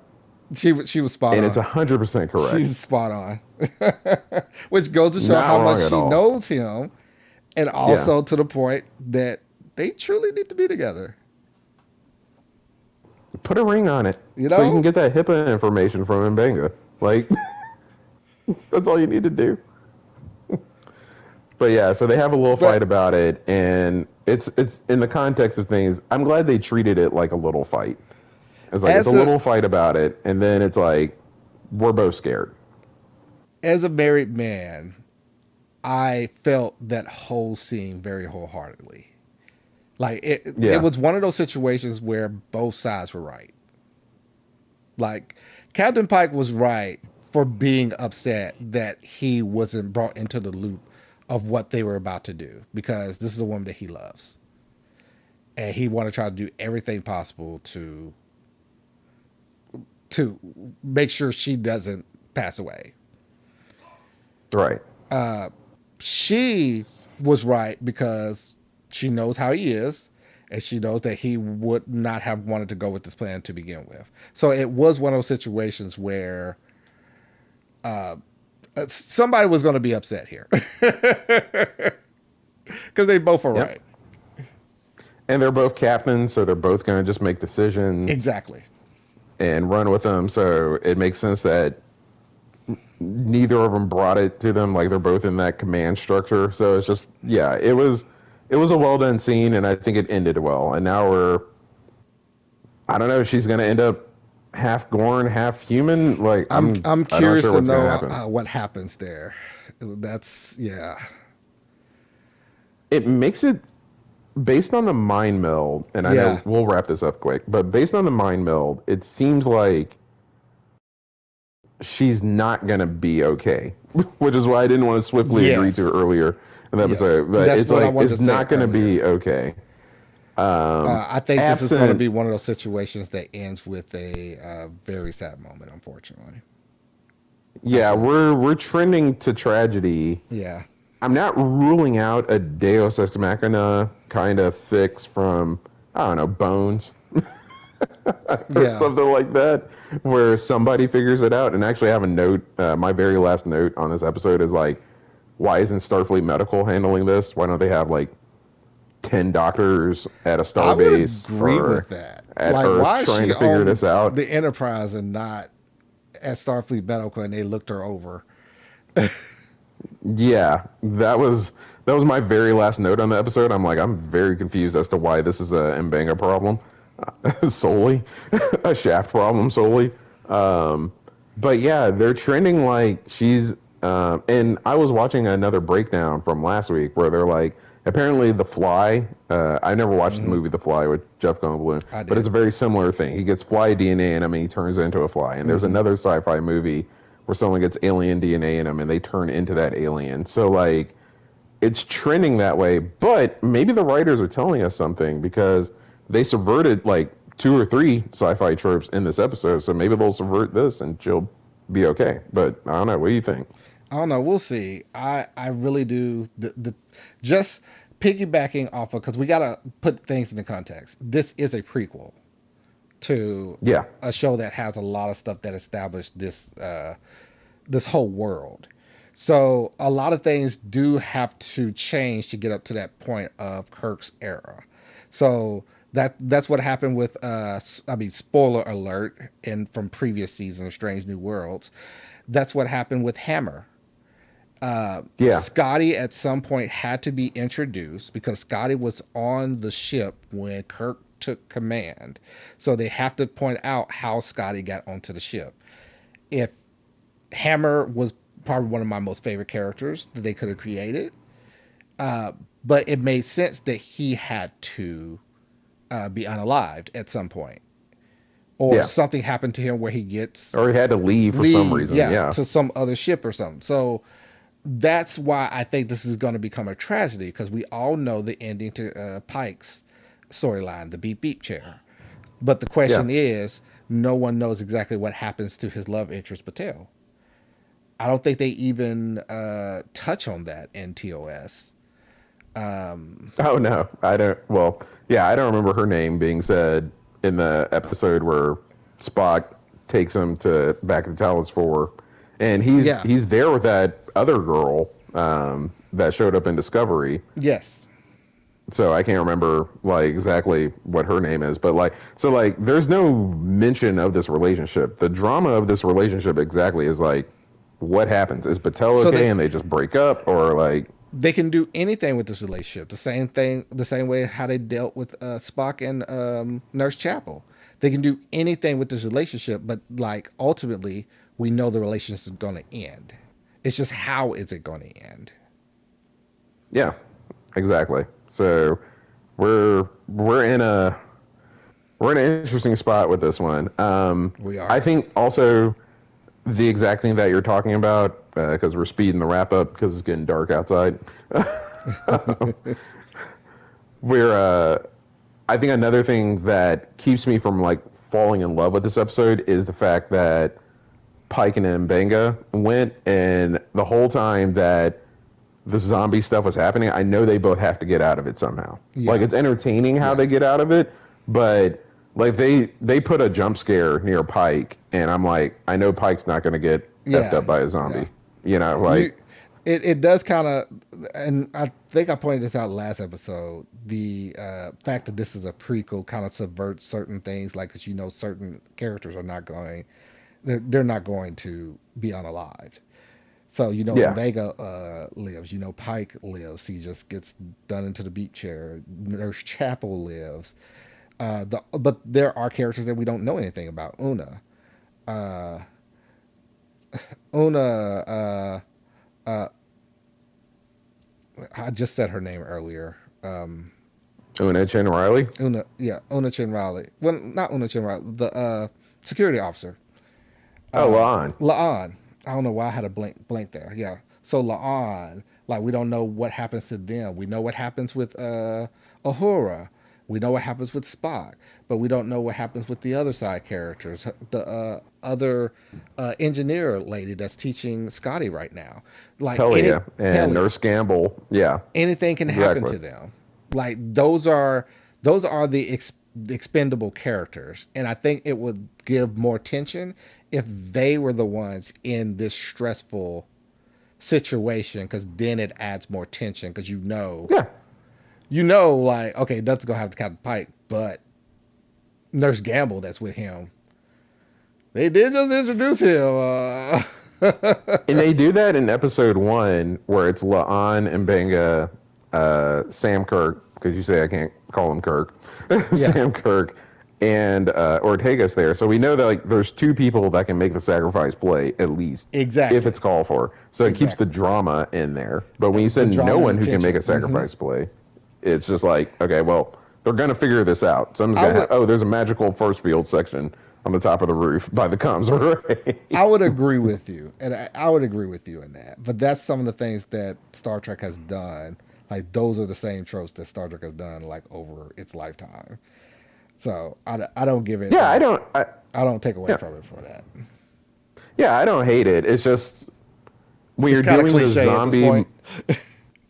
No, no, no. It's not cliche even. It's just when you're doing the zombie motif, the bit of zombie content I've watched, it's supposed to be like anything can happen to anybody. Yeah, That's what like yeah. really Kind of like heightens The the Walking threat Dead. level and makes you Hmm. yeah. It's like we don't know if someone's gonna get bit. We don't know if we even win a fight with the zombies if somebody got bit and who was it and all that stuff. And so when you know that the two people there can't get bit Yeah, and can't get unalived and you know none of that stuff, it's just like okay, well, how do they get out of it? That's the driving narrative in your mind, and so that impacts this episode a little bit. It makes gotcha. me a little to your point about Battelle and some of the other characters. It makes me concerned about how they're going to ramp up the drama. Hmm. midpoint, in Mm-hmm. episode 5 and beyond, right? But for this episode, it stayed a little less dramatic because it's like, okay, well, at least the two people I care about have to get out of the situation some way, no matter how they write it. Because at this point, if they stay with the same formula they've been going with, we have 27 more episodes left. Right. And one of Exactly. those episodes is a puppet episode.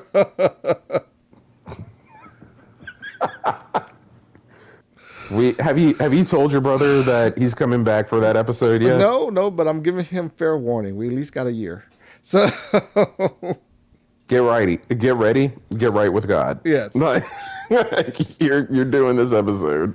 And I wonder if this is going to be one of those same episodes where it's like the same. He fully hates it, you fully love it, and I'm smack dab in the middle. Like, So I'm calling my shot a little bit. I don't think I'm gonna love it as much as I the musical episode. so well, you said that you may like the musical episode before we even watched it.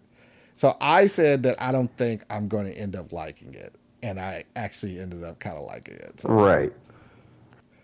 Well, I like and you hate it when I say this, but I like the risk it for the biscuit mentality with the creativity they put mhm. um, into this.